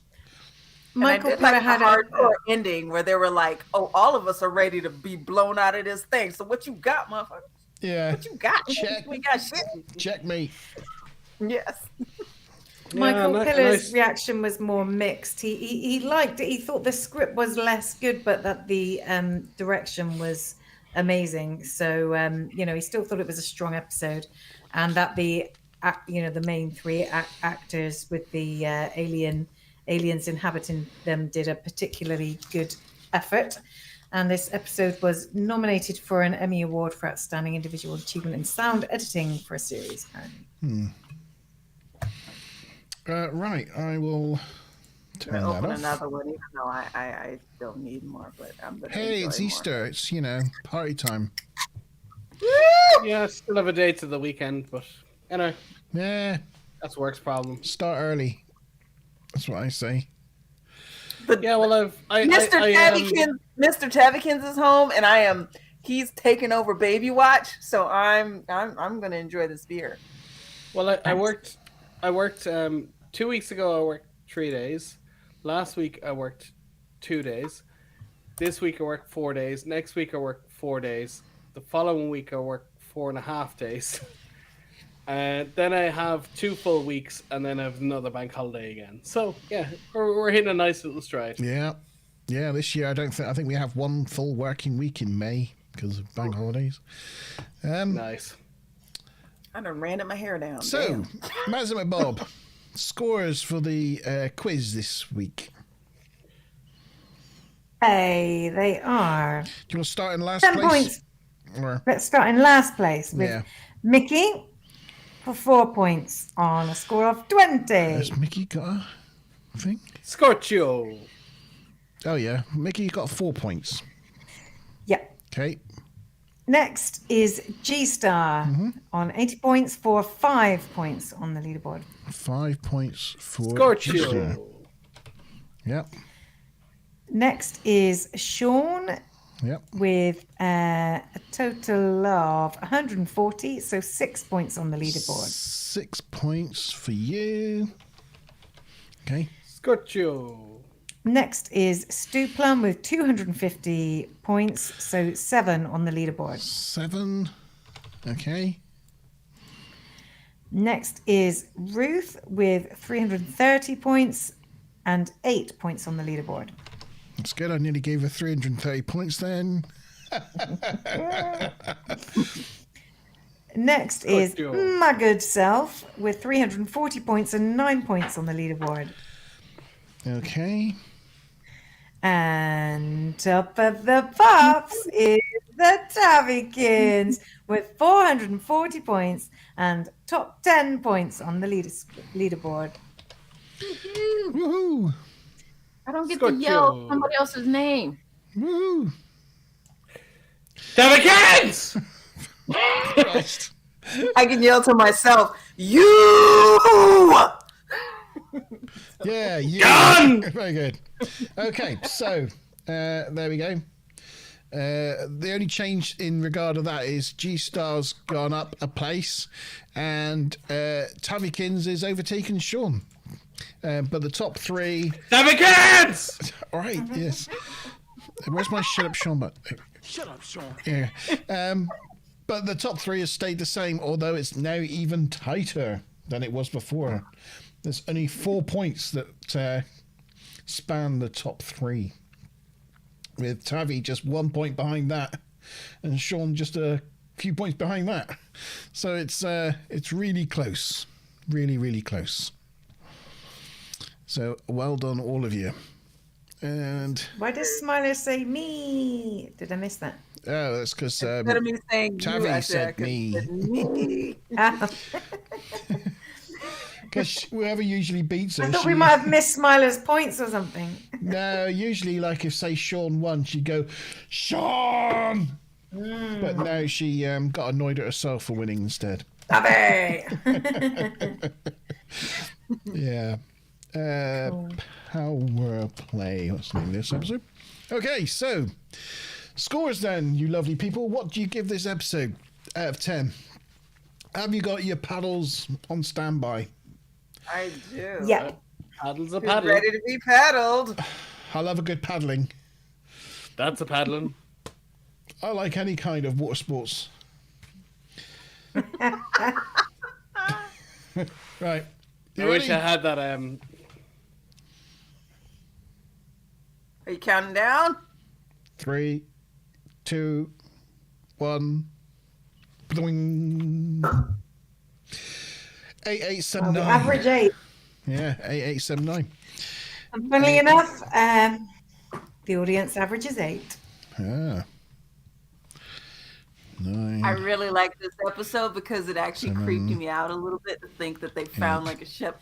Anytime I think of a lost ship due to some sort of disturbance, immediately my dumb mind goes to ghosts instead of like it's just a crashed ship. Okay, there might be survivors and they could have lived on and started a colony. No, ghosts. Straight to Pirates of the Caribbean. Did Wookie say my eyes are beautiful? Aww. I don't know what he's talking about there. Well, he has schmoozed everybody in chat except for you tonight, so maybe he thought you might feel left out. Yeah, well, thank you, Wookie. He told me I look stunning earlier, said next week he's going to go gay for Sean, told Tavi that she's really beautiful and really was just sandbagging with the rest of us because she's the one he really loves. And now told you your eyes are beautiful. You're beautiful. Okay, I've gone red. Aww. So that means that Power Play is the joint best episode so far this season, along with Redemption Part 2.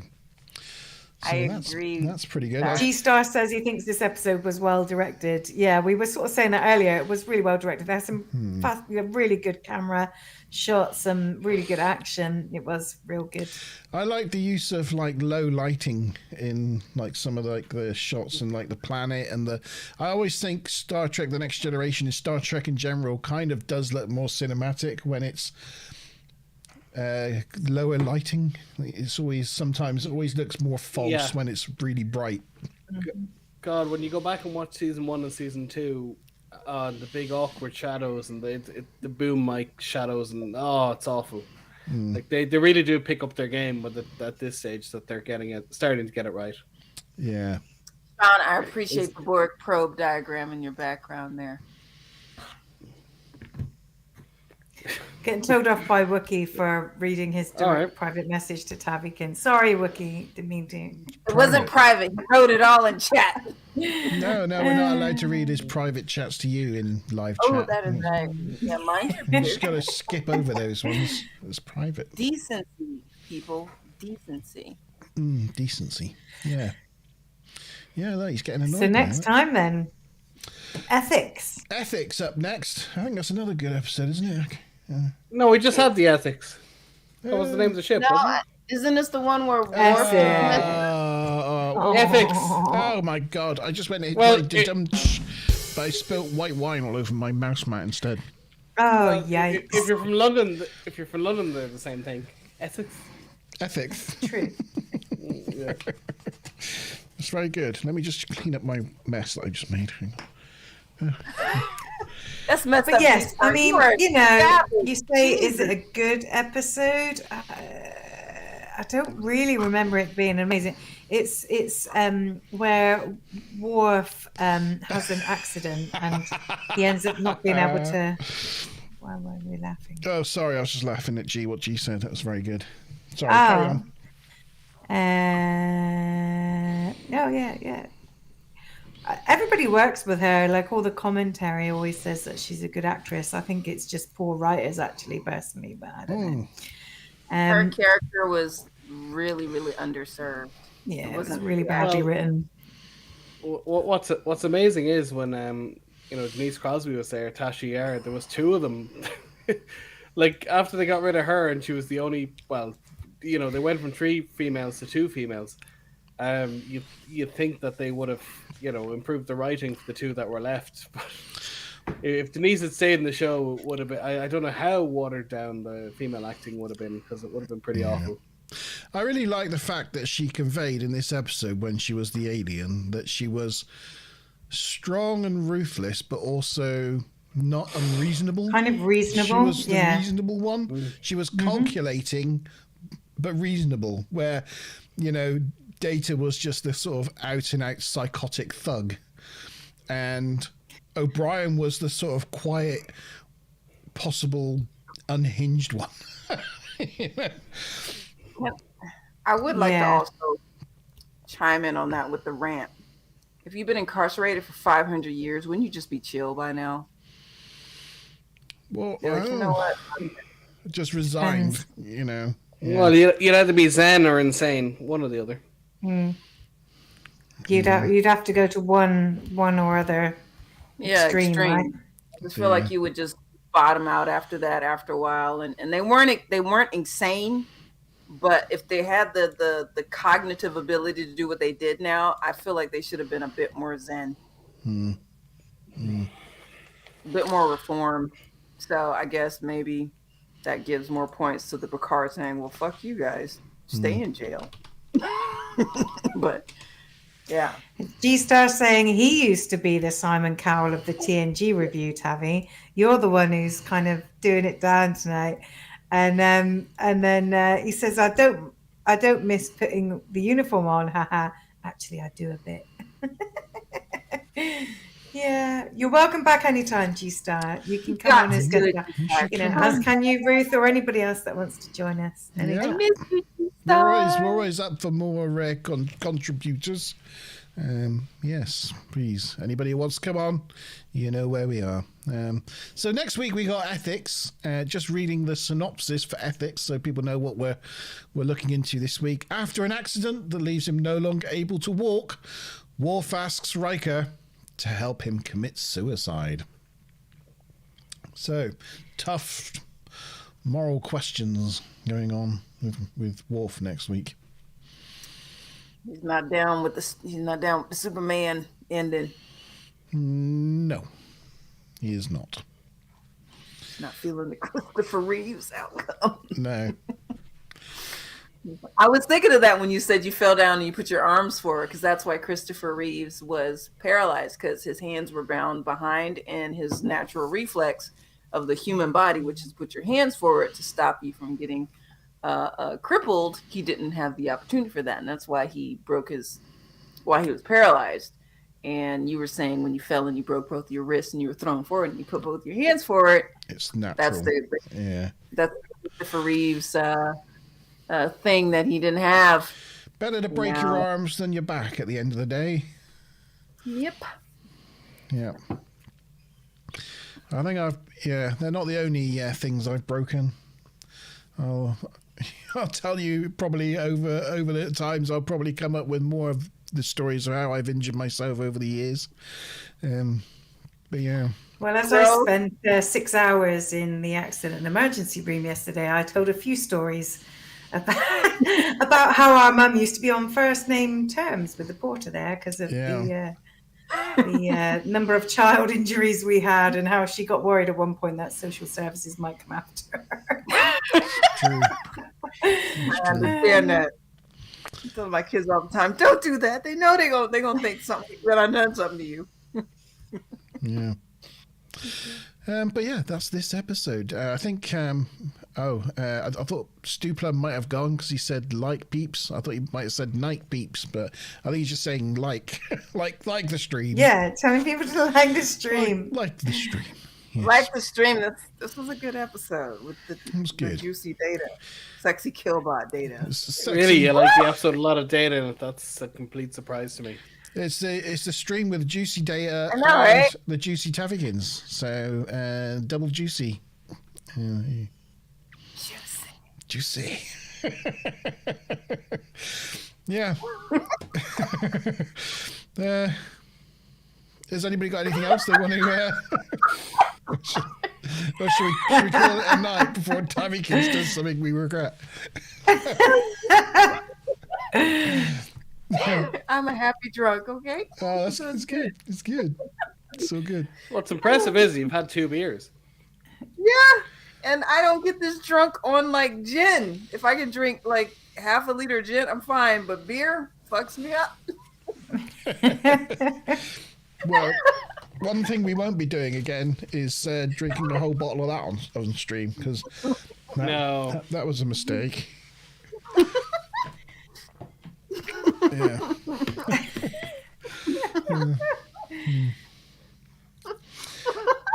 Has anybody noticed? Gone entirely has now. anybody noticed? I got under the table. I got a new rock salt lamp in my room. Oh yeah. It's a new addition. Oh, nice. It was just so you can see like the patterning on the tiles. The wall. Yeah, on the wall. You're soundproofing. Yeah.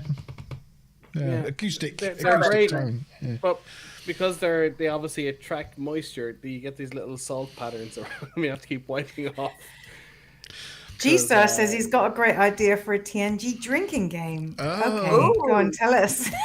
Is it like every Can we time? employ it tonight? Every time Picard says "make it so," like we've got, or every time. Star, we kind of did that once. We had a bottle of spirit. We had shots after every It's act. true.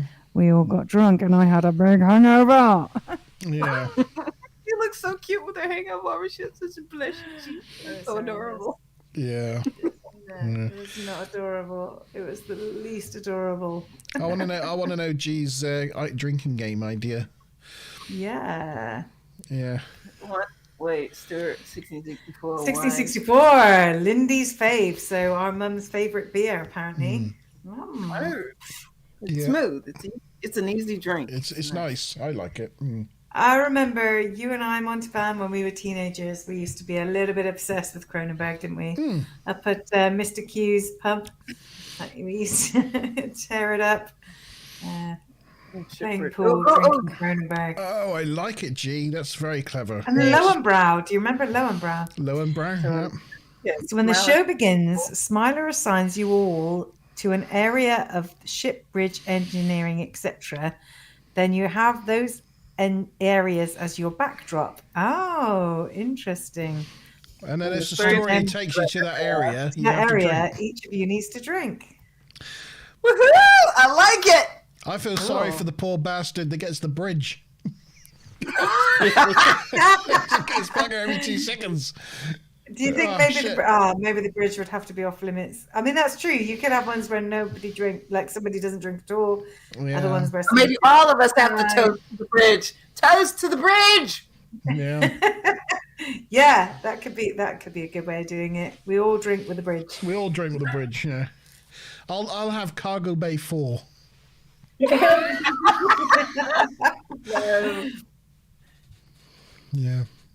I want either engineering or the medical lab. I like that idea. Science Lab like 6, yeah. Yeah. I really have to pee now.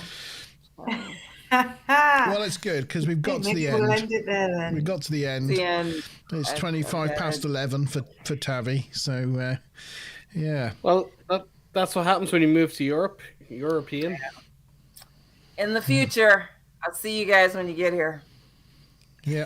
Ruth says she'll play during Inner Light, where we're on the Enterprise. Good point.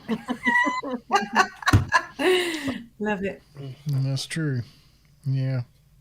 Okay, well, thank you to Mazamut Bob, Tavikins Turner, and Chief Sean for joining me on this episode. Thank you to everyone in live chat for hitting that like button and for contributing to the discussion in live chat. Thank you, Wookie and Ruth and G-Star and Stuplum and Mickey for popping along. And I think it was I don't think it was anybody else this evening. No, there's no Panko. Where are you, Supreme? Where's Supreme Panko go? Oh, and Mr. Tavikins came along. Oh, Mr. Tavikins. Where's Smiling? Thank you to Smiling? Mr. Tavikins. I can't say Panko, but I'll say anybody's We name. love you too, Stu. Who should be yelled out like Panko? Who gets the Panko salute? Do Stu Plum, because he just said, love you all. Yeah, Stuplum. Oh, Go on then. Yeah, you can be honoured. Yeah, your kids are awake. And you've got to be super hot next week, Sean, so that Wookiee can sing your praises, apparently. Oh, yeah. We'll get there. Try your best, Sean. Going, John. Please You said don't. it was a good day for you. You look hot. Yeah. I'll take Marvellous. it. It's quite Any cute. holes to go? Majram, everybody, Majram. Mazram, we'll see you next Wednesday. Cheers. Imzadi. Oh, he whipped the Imzadi out. What?